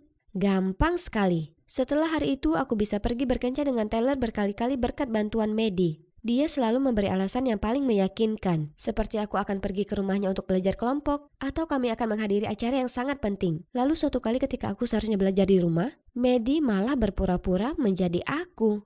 Kemudian aku menyelinap kembali ke kamarku dengan gembira. Kau tidak akan percaya betapa hebatnya kencan hari ini. Tapi Maddie hanya memberikan tatapan canggung. Ada apa? Apa bibiku curiga? Tidak, semuanya baik-baik saja. Lalu dia langsung keluar dari jendela. Aneh. Tapi esoknya dia bersikap seolah tidak terjadi apa-apa. Jadi kubiarkan saja. Dia pasti merasa tidak enak badan atau semacamnya. Sementara itu, keadaan dengan Tyler semakin membaik. Saat kami berjalan pulang, tiba-tiba Tyler menghentikanku. Tampak malu-malu dan gugup. Helen, aku sangat menyukaimu dan aku suka menghabiskan waktu bersamamu. Jadilah pacarku, apa kau mau? Ya ampun, ini adalah hal terbaik yang pernah terjadi padaku. Aku memeluknya dan berteriak sekuat tenaga. Iya. Ketika akhirnya aku melepaskannya, tiba-tiba seorang anak dengan sepatu roda menabrakku dan membuatku jatuh ke jalan. Sebuah mobil melaju kencang ke arahku dan sebelum aku bisa mencerna apapun, Tyler berlari ke depanku dan mendorongku. Ketika aku membuka mataku, dia terbaring tak sadarkan diri. Aku dengan panik memanggil ambulans dan pergi bersamanya ke rumah sakit. Ketika aku duduk di ruang tunggu dengan air mata yang berlinang, aku sangat takut dan tidak tahu harus berbuat apa. Sehingga akhirnya aku menelpon Bibi Lucy. Hanya beberapa menit kemudian, aku melihatnya bergegas ke arahku dengan wajah serius. Helen, apa yang sudah kukatakan padamu? Kamu membohongiku untuk keluar dengan cowok? Aku gak tega untuk berdebat soal itu dan langsung menangis lagi. Ini salahku, Tyler mempertaruhkan nyawanya buat menyelamatkanku dan sekarang dia terluka. Sikap Bibi Lucy melunak dan dia mendekapku lebih erat. Setelah beberapa lama menghiburku, dia akhirnya buka suara dan berbagi cerita yang gak terduga. Sebenarnya aku jatuh cinta waktu aku seumuran kamu, tapi dia selingkuh. Aku cuma gak mau kamu terluka kayak gitu. Oh, parah banget. Tapi Tyler orang baik, aku tahu dia baik. Dia nyelamatin aku. Dan untuk itu, aku benar-benar bersyukur. Oke, aku percaya penilaianmu dan merestui kamu buat kenal lebih jauh sama dia. Terima kasih. Saat itu juga dokter datang dan bilang kalau Tyler baik-baik saja dan dia akan pulih total dalam beberapa hari. Syukurlah. Ketika Tyler kembali, Bibi Lucy menepati janjinya lalu memberiku dan Tyler kesempatan bersama. Dia bahkan menawarkan memberi kami berdua pelajaran bulu tangkis. Bersiaplah untuk rutinitas latihan paling gila yang pernah ada. Namun, berlatih dengan Tyler membuatnya lebih mudah dan jauh lebih menyenangkan. Aku akan menghadapi kompetisi besar yang dapat memberiku gelar pemain profesional dan kesempatan untuk bergabung dengan tim nasional jika aku menang. Jadi aku butuh semua pelatihan yang bisa aku dapatkan. Tinggal satu langkah lagi menuju impian terbesarku. Selain itu, aku tidak dapat menahan senyum ketika melihat Bibi Lucy perlahan-lahan mulai menyukai Tyler. Hari besarku akhirnya tiba. Ibu dan ayah juga ada di sini untuk mendukungku. Aku bersiap dengan gembira, tetapi ketika aku membuka tas perlengkapan, apa yang terjadi? Oh tidak, siapa yang menghancurkan raket kita?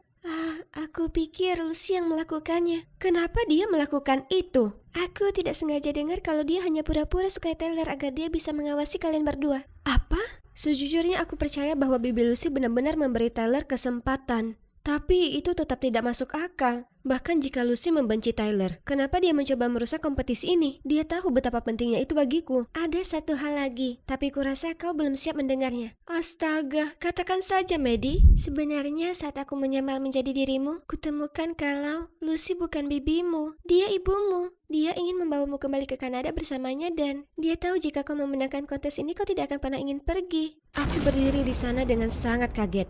Jadi, keluargaku tercinta yang ku kenal selama ini sebenarnya bukan milikku? Dan Lucy, bagaimana mungkin dia berani muncul sekarang sebagai ibuku yang sebenarnya dan ingin menerimaku kembali? Aku merasa seluruh hidupku hanyalah kebohongan besar dan segera bergegas mencari Lucy. Benarkah? Kau ibu kandungku? Bagaimana kau tahu? Aku tidak percaya kau melakukan itu padaku. Kau egois, jahat, dan kau menghancurkan segalanya. Pergi sana, aku tidak ingin melihatmu lagi. Aku tidak punya ibu sepertimu. Grace adalah ibuku satu-satunya. Lucy tampak sangat hancur, lalu pergi dengan tenang. Aku gemetar karena marah dan sakit ketika sebuah tangan lembut menyentuh bahuku. Helen sayang, aku tahu ini sulit diterima. Percayalah, ini sulit bagi kita semua. Kalian semua berbohong padaku. Bagaimana bisa kalian setuju untuk mengirimku padanya? Kalian tidak pernah menganggapku sebagai putri kandung kalian, kan? Jangan berpikir konyol sayang, kami sangat mencintaimu dan tak akan pernah ingin melepaskanmu. Kecuali itu lebih baik untukmu. Lalu ibu cerita bagaimana Lucy datang dan membujuknya. Ternyata Lucy memiliki masa lalu yang sangat tragis. Sejak kecil, dia selalu menjadi kambing hitam di keluarganya. Mereka memperlakukannya dengan buruk dan membenci kecintaannya pada bulu tangkis. Kemudian ketika dia memberitahu mereka bahwa dia hamil, mereka mengusirnya dan pacarnya juga meninggalkannya tepat setelah itu. Jadi dia meninggalkanku di panti asuhan dan memulai hidup baru di Kanada.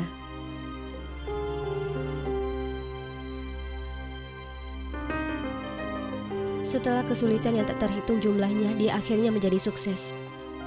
Dan yang dia inginkan hanyalah berhubungan kembali denganku. Semua orang berhak dapatkan kesempatan kedua. Itu sebabnya ku biarkan kalian berdua hidup bersama. Kalau kamu bahagia akan kukatakan yang sebenarnya, agar kamu tidak terkejut. Lagi pula, dia bisa membantumu lebih dariku sekarang. Hei, kamu bahkan mewarisi semangat bulu tangkisnya. Aku tertegun sejenak.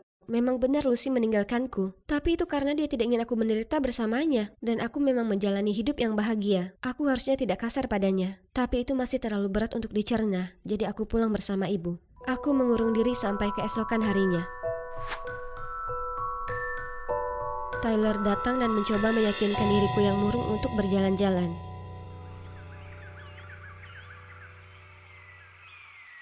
Aku tahu itu terlalu berat, tapi menurutku kalian harus berbaikan dengan Lucy. Kenapa kamu masih di pihaknya? Dia hanya berpura-pura baik padamu. Dan dia merusak kontes hanya untuk menjauhkanku dari kehidupan yang sempurna ini. Kita bisa menemukan kesempatan kita di banyak kompetisi lain. Tapi hanya ada satu Lucy. Dia ibu kandungmu dan tidak apa-apa untuk marah padanya. Tetapi kamu tidak boleh menolaknya. Pikiranku melayang kembali ke semua momen bahagia yang kualami bersama Lucy. Obrolan menarik kami, makanan lezat yang dimasaknya, dan saat-saat bermain bulu tangkis bersama. Dia bahkan punya ruangan khusus untuk menyimpan peralatan bulu tangkis, terutama raket. Tunggu dulu, Lucy sangat menghargai raket bulu tangkis. Jika dia hanya ingin menghentikan kami berkompetisi dalam kontes, maka dia bisa menyembunyikan raket kami, atau berpura-pura mobilnya mogok. Tetapi dia tidak akan pernah menghancurkan raket seperti itu. Tai, apakah kamu ingat siapa lagi yang memegang raket kita hari itu? Aku tidak yakin. Kurasa Madeline pernah memegangnya. Jadi, mungkinkah Maddie? Tapi kenapa? Dia tidak punya alasan untuk melakukan itu. Dia sahabatku dan selalu mendukungku untuk bermain bulu tangkis. Aku menyerbu ke rumah Medi, tetapi dia bertengkar dengan ayahnya di depan pintu. Dasar bajingan tak berguna dan menyedihkan. Pergilah, aku tak peduli. Medi berlari sambil menangis dan aku mengikutinya ke sebuah gang. Melihatnya seperti itu membuat sebagian kemarahanku padanya memudar. Hei, apa yang terjadi? Medi kelihatan kaget melihatku. Awalnya dia mencoba menghindari beberapa pertanyaanku, tapi karena tidak tahu harus sembunyi kemana, akhirnya dia mengaku. Ibuku meninggalkanku pada ayah pecandu alkohol yang tidak melakukan apapun selain membentakku. Kau punya 2 ibu yang mencintaimu, dan aku bahkan tak punya satu pun. Aku marah pada Lucy, karena bagiku semua ibu yang menyerahkan anak mereka tidak berperasaan dan tidak pantas dimaafkan. Dia bahkan ingin membawamu ke Kanada. Aku tidak bisa kehilanganmu juga. Rasa takut dan cemburu menguasai diriku, jadi aku menghentikan semua kegaduhanmu lalu menyalahkan Lucy. Aku sangat menyesal. Ini kedengarannya sulit, tapi kau seharusnya tidak melakukannya. Aku selalu di sini untuk mendengarkanmu dan tidak akan pernah pindah kemanapun. Kau terjebak denganku. Ketika Medi merasa lebih baik, aku membawanya ke rumahku dan bermaksud menemui Lucy untuk meminta maaf atas segalanya. Namun ibu berkata Lucy telah memutuskan untuk kembali ke Kanada dan sedang dalam perjalanan ke bandara. Aku segera memanggil taksi ke bandara, lalu berlari melewati pintu keberangkatan dengan putus asa mencoba mencari Lucy. Aku mulai berpikir aku sudah terlambat ketika tiba-tiba aku melihatnya hendak berjalan menuju keamanan. Bibi Lucy! Ibu, tolong jangan pergi. Aku kira kamu tidak menginginkanku. Tidak, aku hanya bingung dan marah dan maaf karena telah menyakitimu. Kami akhirnya menyelesaikan masalah dan sepakat untuk saling memberi kesempatan untuk memulai hidup baru. Jadi, apa yang terjadi selanjutnya? Lucy memutuskan memperluas bisnisnya ke Amerika sehingga dia bisa tinggal di sini bersamaku. Orang tua angkatku yang luar biasa menerima Medi setelah membantunya menjauh dari ayahnya yang jahat. Jadi sekarang aku punya 2 ibu yang luar biasa. Seorang saudara perempuan yang luar biasa dan, iya, kau tahu itu, seorang pacar yang sangat imut dan perhatian.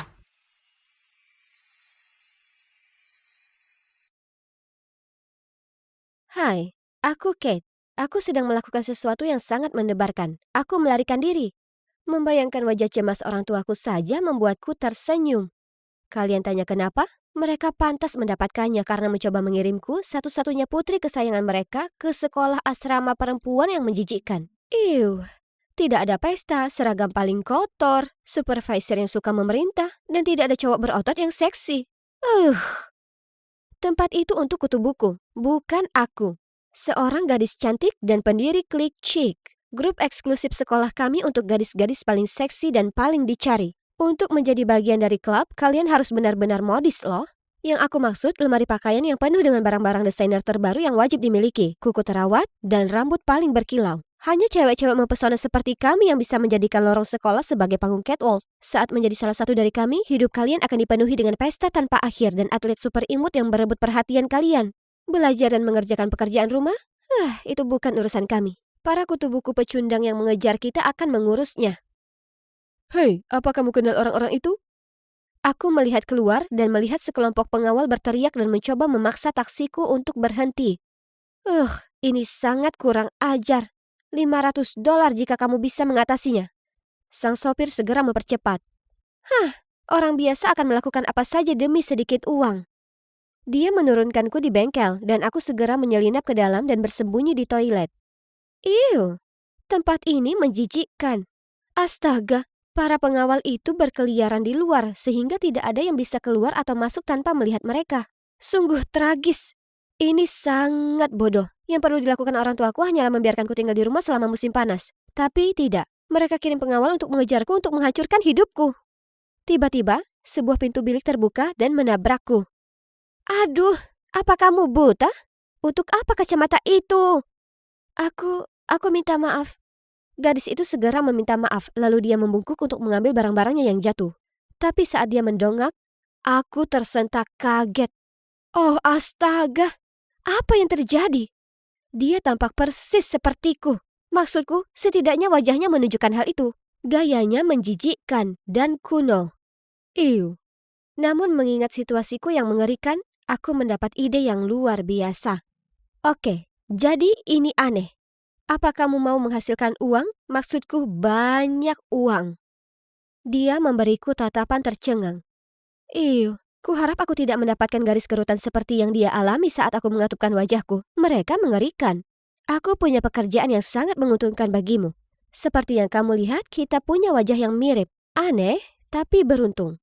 Jadi, aku mau kamu berpura-pura menjadi aku dan menjalani kehidupanku yang kaya selama 1 atau 2 bulan. Ini akun Twitterku, lihat saja sekilas, kamu bisa mempelajari segala hal tentangku di sana. Itu sudah cukup bagimu untuk berperan dan menghindari kecurigaan keluargaku. Dan ini bayaranmu. Aku mengobrak-abrik tasku dan menyerahkan sisa uangnya padanya. Astaga, ini pasti jumlah yang besar baginya karena matanya berbinar seperti baru pertama kali melihat uang. Dan dia segera mengambilnya.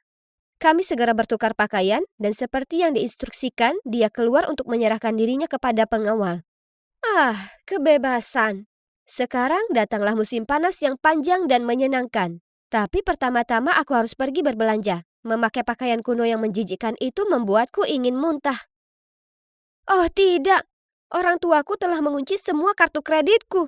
Aku bahkan tidak bisa membeli es latte susu kedelai sekarang. Bagaimana orang tuaku bisa begitu kejam? Bagian paling parahnya adalah dengan bodohnya aku memberikan semua uang tunai dan ponselku kepada cewek itu. Karena tidak ada pilihan lain, aku dengan enggan menggeledah tas cewek itu. Beberapa pakaian kuno, beberapa buku bodoh, dan lipstik tanpa merek. Hah? Apa cuma itu saja? Bagaimana orang bisa hidup seperti ini? Tapi, apa ini? Di buku catatan kecilnya terdapat tiket kereta api dan surat tawaran bekerja di homestay Alan. Jadi, sepertinya dia pergi ke sana untuk pekerjaan musim panas. Mudah-mudahan homestay itu memiliki pemandian dengan lilin wangi dan kolam untuk aku berjemur. Aku perlu berjemur. Aku senang bisa melepaskan benda yang penuh kutu itu dan menghirup udara segar. Sekarang di mana kendaraanku? Ada seorang lelaki tua pendek gemuk memegang papan bertuliskan nama Clara. Nama di tiket kereta itu Clara. Jadi ini maksudnya dia ada di sini untukku? Dia bahkan tidak membawa bunga, dan setidaknya dia bisa menyisir rambutnya. Jadi, ternyata itu Danny, pengelola sekaligus pemilik homestay tersebut. Sejujurnya, jika bukan karena keadaan ini, aku tidak akan pernah menginjakan kaki di tempat bodoh ini. Oh, betapa hari ini semakin buruk. Tanpa diizinkan mengistirahatkan kakiku yang lelah, Danny memberiku pekerjaan. Bersih-bersih. Ini cuma lelucon, kan? Kukuku tidak dibuat untuk pekerjaan kasar. Kehidupan di sini sangat buruk. Aku harus bangun pagi-pagi sekali hingga hari masih gelap. Lalu membersihkan selusin kamar tua yang berdebu. Setelah itu, aku akan mencuci pakaian, mengeringkan handuk dan spray, melipatnya dan menatanya dengan rapi di setiap kamar. Siang harinya, aku juga harus membantu chef di sini, Anna, menyiapkan makan siang. Dan aku juga terpaksa mencuci segunung piring kotor. Aku belum pernah melakukan pekerjaan konyol seperti ini di rumah. Sebaliknya, pekerjaan itu selalu dilakukan untukku. Tidak menyangka mereka akan melelahkan seperti ini. Kamu harus menatanya agar tidak rusak. Dari mana datangnya cowok usil ini? Apa kamu menceramahiku? Jawabku dengan kesal dan pergi. Tiba-tiba, oh tidak, ini ke-9 kalinya aku merusak barang sejak aku tiba di sini. Dan itu belum termasuk kukuku yang patah. Aku segera membungkuk untuk membersihkan. Tapi aduh, aku melukai jariku di salah satu bagiannya. Cowok itu dengan cepat berlari dan membalut lukaku. Bon, itu namaku. Hah? Apa ini? Apa dia baru saja mengedipkan mata padaku? Jantungku berdebar kencang. Maksudku, dia manis. Ya, dia sungguh manis. Aku ke Clara. Lakukan hal lain. Serahkan ini padaku. Sadar kalau aku sudah lama menatap Bon, aku buru-buru bangkit dan bergegas ke dapur. Senang bertemu denganmu, Clara. Aku partner barumu. Ternyata ini tidak terlalu buruk. Setidaknya aku punya seseorang untuk berbagi beban kerjaku dan untuk ngobrol. Keesokan paginya, aku sedang membersihkan lantai, setengah tertidur, ketika Bon datang, memasang AirPod di telingaku, dan mengedipkan mata ke arahku. Bayangkan kamu menari, maka kamu tidak akan merasa terlalu capek lagi. Oke, jadi ini terdengar agak membosankan. Tapi setidaknya tidak ada orang lain yang melihatku, jadi aku memutuskan untuk ikut saja. Jadi, aku mencobanya dengan Bon. Dan aku lebih santai sedikit. Ya, aku tidak menyangka ini akan begitu menyenangkan. Malam itu, saat aku hendak mematikan lampu, aku mendengar ketukan di pintu. Itu Bon. Dia ingin menunjukkan kepadaku sebuah rahasia. Jadi dia meraih tanganku dan membawaku ke pantai. Ya, kami berpegangan tangan. Dan tangannya sangat hangat. Dia membawaku ke pantai berpasir dan menyorotkan senternya ke kakinya. Ada sesuatu yang bergerak di bawah pasir putih halus. Aduh, apa itu tadi? Aku berpegangan pada lengannya karena ketakutan. Ah, kura-kura kecil, seruku saat mereka perlahan muncul dari bawah pasir. Ya, mereka lucu kan? Ayah bantu mereka. Mereka harus sampai ke laut sebelum fajar. Aku ragu-ragu, karena menurutku ini sangat bodoh. Saat matahari terbit, mereka akan mudah terlihat dan dimakan oleh predator. Baiklah, karena Bon memohon, aku tidak punya pilihan selain mengorbankan jam tidurku untuk mengantar bayi penyu ke laut. Kenapa ibu mereka menelantarkan bayinya begitu saja? Ibunya melindungi mereka ketika mereka masih berupa telur, dan sekarang saatnya bagi mereka untuk mulai menjaga diri mereka sendiri. Aku yakin mereka tak keberatan, soalnya mereka semua berusaha sekuat tenaga untuk merangkak menuju laut. Tapi kitalah yang membantu mereka, maka mereka berterima kasih padamu. Dan padaku juga. Wah, aku belum pernah merasa seperti ini sebelumnya. Rasanya hatiku sakit, tapi dalam arti yang baik. Kalau dipikir-pikir, aku kira ini pertama kalinya aku membantu orang lain sebelumnya. Sekarang aku agak mengerti kenapa orang tuaku melakukan apa yang mereka lakukan. Mereka hanya ingin aku lebih mandiri dan berhenti bergaul dengan cewek-cewek yang sombong dan suka pamer.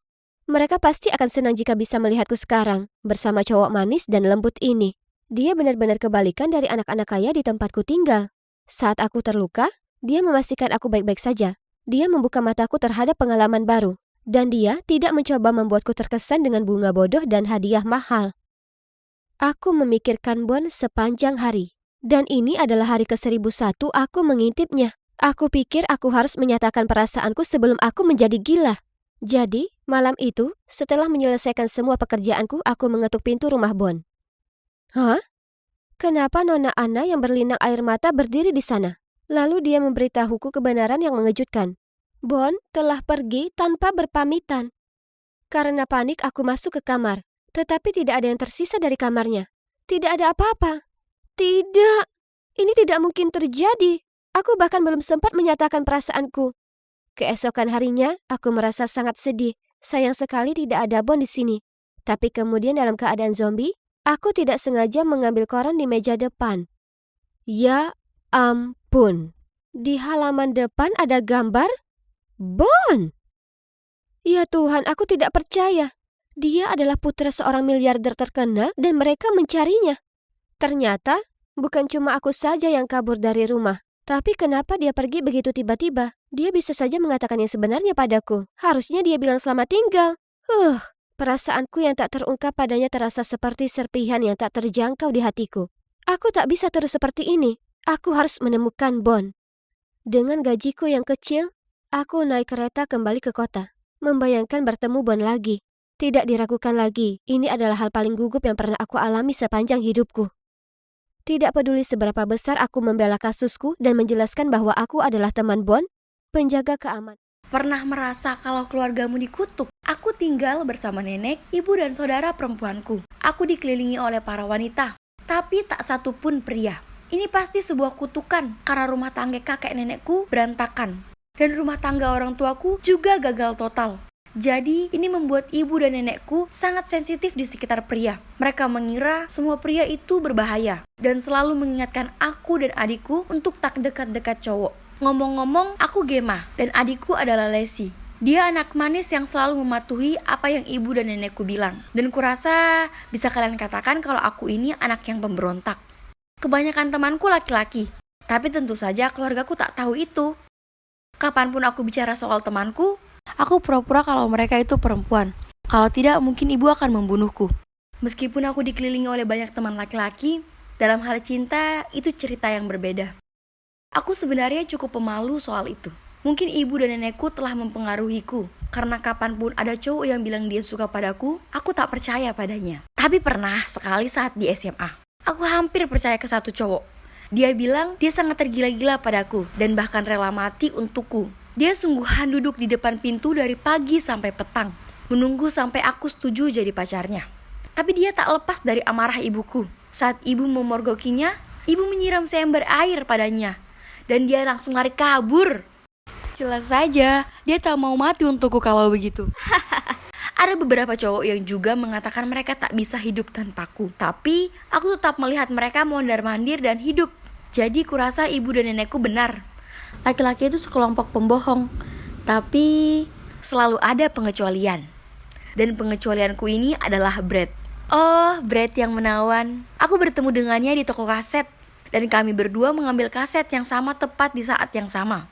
Aku terpesona saat pandangan pertama. Semua peringatan mengenai cowok meninggalkan pandanganku. Aku hampir tak bisa melihat. Mataku berubah menjadi emoji berbentuk hati. Selebihnya adalah sejarah. Kami jatuh cinta dan jadi sepasang kekasih. Dan akhirnya kukumpulkan keberanian untuk mengajaknya ke rumah. Aku bertaruh tak ada yang bisa menolak cowok ganteng seperti dia, termasuk nenek dan ibuku. Aku tak tahu kalau aku baru saja mengundangnya ke sarang harimau. Segera saat dia masuk ke rumah kami, dia memberi nenekku pelukan dan berkata, "Kamu pasti Ibu Gema. Aku bisa lihat dari mana dia mendapatkan wajah cantiknya." Lalu dia menengok ke ibuku dan berkata, "Hai Lesi, kau bahkan lebih cantik daripada di foto." Tapi kemudian tentu saja Lesi muncul dan kesadaran muncul di wajah Brad. Dan dia tertawa dan berkata dia tak menyangka aku punya nenek dan ibu yang cantik. Ibu dan nenek berusaha keras menyembunyikan kegembiraannya dan Brad cuma mengedip padaku. Astaga, dia licik sekali. Hahaha. Di tengah-tengah makan malam, saat Brad pergi ke kamar mandi, kuperhatikan ibu dan nenek saling senyum. Mereka sedang merencanakan sesuatu. Apa yang mereka masukkan dalam makanannya? Aku sama sekali tak percaya pada mereka dan bertanya kepada mereka apa yang terjadi. Tapi mereka hanya tersenyum manis dan berkata, "Tidak ada apa-apa sayang." Kucicipi kentang tumbuk Brad dan rasanya sangat asin. Kutanya mereka kenapa melakukan itu.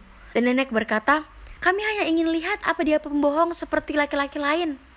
Sayang, mari kita lihat apa dia akan memilih menjadi pria yang sopan atau jujur." Saat Brad kembali, nenekku menanyakan apa dia menyukai masakannya dan dia mengatakan, "Itu enak sekali, terima kasih. Aku suka Anda tak tanggung-tanggung menggunakan garam. Sangat menonjolkan rasa alami dari kentangnya." Itulah cowokku. Bagus, Brad. Tapi nenek dan ibuku tak mau mengakhiri kejahilan mereka. Mereka bertekad untuk mempermalukan Brad. Ibu meminta Brad membantunya mengambil pencuci mulut di kulkas. Dan ibu meletakkan laba-laba plastik palsu di atas kue itu. Ibu jelas ingin menakutinya, tapi dia tak terpancing. Ia hanya menyendok dan menyisihkannya di meja. Lalu setelah makan malam, nenek bertanya apa Brad ingin bergabung dengannya merokok setelah makan. Dan dengan sopan dia menolak. Sudah jelas mereka tak akan dengan begitu mudah menemukan kelemahannya. Saat kami selesai makan, Lesi naik ke kamarnya. Tak lama, nenek dan ibu tiba-tiba mengatakan mereka mendengar seseorang memanggilnya di luar. Jadi mereka keluar untuk memeriksa. Biar kulihat wajah frustasi mereka, karena mereka tak temukan alasan apapun untuk melarang cerita cintaku dengan Brad. Jadi mereka pasti keluar untuk berunding. Kukatakan pada Brad untuk menunggu di dapur sementara aku pergi menguping mereka. Tapi segera saat ku masuki lorong semua lampu padam dan ku dengar seseorang menendang rubuh pintu dapur. Aku sangat panik sampai aku menjerit keras tak terkontrol dan tak bisa berhenti gemetaran. Memegangi kepalaku dan berteriak minta tolong dengan panik. Ya Tuhan, aku bahkan bisa mendengar suara pistol sedang diisi. Apa kami akan dirampok? Aku hanya berdiri di sana mematung di tempat. Aku sangat ketakutan. Tapi kemudian aku merasakan ada tangan di pundakku dan hampir melompat kaget. Tapi untungnya itu cuma Brad. Dia menarikku di dekatnya sambil membawa sesuatu seperti tatanan lilin. Kemudian ia hendak meninggalkanku di sana untuk menghadapi siapapun yang menyebabkan ini. Tapi aku sangat ketakutan, sampai aku hanya memeluknya erat dan mulai terisak. Tiba-tiba lampu menyala. Setelah merasa silau sebentar, kulihat ibu dan nenekku berdiri di sana tepat di depanku. Nenekku berteriak, "Siapa kamu?" Aku tak tahu apa yang beliau bicarakan. Jadi aku mendongak ke arah Brad dan melompat. Itu bukan Brad, itu cowok asing. Aku lari ke arah ibu dan berkata, "Dia perampok, dia membawa senjata." Nenekku hanya tertawa dan berkata, "Tak ada perampok, bodoh. Ini hanyalah sebuah tes untuk pacarmu. Kami ingin melihat seberapa berani dia." Kemudian nenekku bergerak cepat ke arah dapur. Dan di sanalah Brad berada, meringkuk di bawah meja. Sungguhan, apa yang ibu dan nenek harapkan darinya untuk bereaksi di situasi berbahaya semacam ini? Bagaimanapun itu sungguh memalukan saat melihatnya. Tapi tunggu, siapa cowok asing ini? Tiba-tiba dia berbicara dan berkata, "Sebenarnya aku Chris, pacar Lesi." Ibu dan nenek terlihat sangat kaget. Ibu berteriak ke arah lantai atas, "Lesi, turun ke bawah sini sekarang. Ya, ini canggung. Ternyata Chris dan Lacey sudah pacaran diam-diam selama setahun. Dia bahkan punya tangga dari tali yang dia gunakan untuk naik ke kamarnya tiap akhir pekan. Aku tak percaya ini. Aku melirik Lacey. Selama ini aku kira gadis muda ini lugu. Dan di sanalah dia sedang membaca di kamarnya. Ketika sebenarnya dia hanyalah pura-pura menjadi orang yang sungguh percaya dengan apa yang ibu dan nenek katakan. Dan menyelinap dengan seorang pacar di belakang kami. Sangat bijaksana daripada aku. Meskipun tak bisa disangkal kalau Chris adalah laki-laki yang baik, segera setelah lampunya padam, dia menyembunyikan Lacey di pojokan dan turun untuk memeriksa dan mengurusku tanpa khawatir tentang bahayanya. Kasihan Brad, dia tak lolos tes ini, tapi aku tak bisa menyalahkannya. Dan untuk ibu dan nenekku, mereka sangat terkejut, mereka bahkan tak bisa bicara. Lacey meminta mereka untuk menerima Chris dan memberi mereka izin untuk berpacaran. Tapi ibu dan nenek hanya mengacuhkannya dan pergi ke kamar mereka. Setelahnya, Chris sering datang, tapi ibu dan nenekku mempermalukannya sama seperti mereka telah mempermalukan Brad. Selalu mengetesnya. Suatu malam mereka bahkan mengadakan kuis untuk melihat seberapa pintar dia. Dan mereka bahkan mengirimkan pesan palsu ke ponsel Lacey, pura-pura jadi laki-laki lain untuk melihat seberapa cemburu dia, tapi dia tak terpancing. Dia dan Lacey adalah pasangan yang solid. Kasihan Chris dan Brad. Mereka tak bisa istirahat sejenak. Ibu dan nenek terus-terusan mengatakan Brad adalah pengecut dan Chris itu adalah licik. Dan mereka sangat kasar pada mereka. Aku sadar tak ada pria manapun yang bisa memuaskan mereka. Masa lalu mereka masih menghantui mereka dan prasangka mereka sangat ekstrim. Tapi tak peduli, mereka benci pacar kami. Lacey dan aku tak akan menyerah. Ulang tahun nenek tiba. Aku dan Lacey mengatakan kami punya hadiah besar untuknya. Respon nenek yaitu, gadis-gadis, satu-satunya hadiah yang kuinginkan sekarang adalah agar kalian berdua campakkan pacar kalian. Hanya itu satu hal yang akan membuatku senang. Lacey tersenyum dan berkata, tentu nek, apapun untuk nenek. Kemudian dia mengeluarkan tes kehamilan dan berkata, tapi nek, aku akan punya bayi dengan Chris. Tapi jika ini akan membuat nenek senang, aku akan memutuskannya dan membesarkan bayi ini sendiri. Seperti nenek membesarkan ibu, dan sebagaimana ibu membesarkan Gemma dan aku. Ibu dan nenek terlihat seolah akan pingsan. Dan sebelum mereka bisa mengatakan apapun, aku melanjutkan. Brad dan aku juga akan putus. Meskipun aku ingin kalian tahu, aku sangat mencintainya. Jika kalian lebih suka aku sendiri sepanjang sisa hidupku, aku akan melakukannya. Karena kalian selalu mengatakan, pria itu racun. Bahkan, aku memutuskan akan menjadi seorang birawati. Aku akan berhenti sekolah dan aku akan berangkat ke biara minggu depan. Saat ini, ibu menitikkan air mata dan meraih tanganku dan mengatakan, sayang, jangan memilih jalan yang begitu sepi. Tetaplah bersama kami. Nenekku juga menangis dan memeluk Lacey. Sayang, jangan bodoh. Bayimu tak bisa tumbuh tanpa ayah. Chris adalah laki-laki yang luar biasa. Jangan dengarkan aku. Dia itu hebat. Aku sangat menyesal. Jadi, begitulah. Lacey dan aku masih tetap bersama Chris dan Brad. Dan kami sangat berbahagia. Ibu dan nenek sudah menerima mereka. Dan aku berani mengatakan mereka bahkan baik pada Chris dan Brad.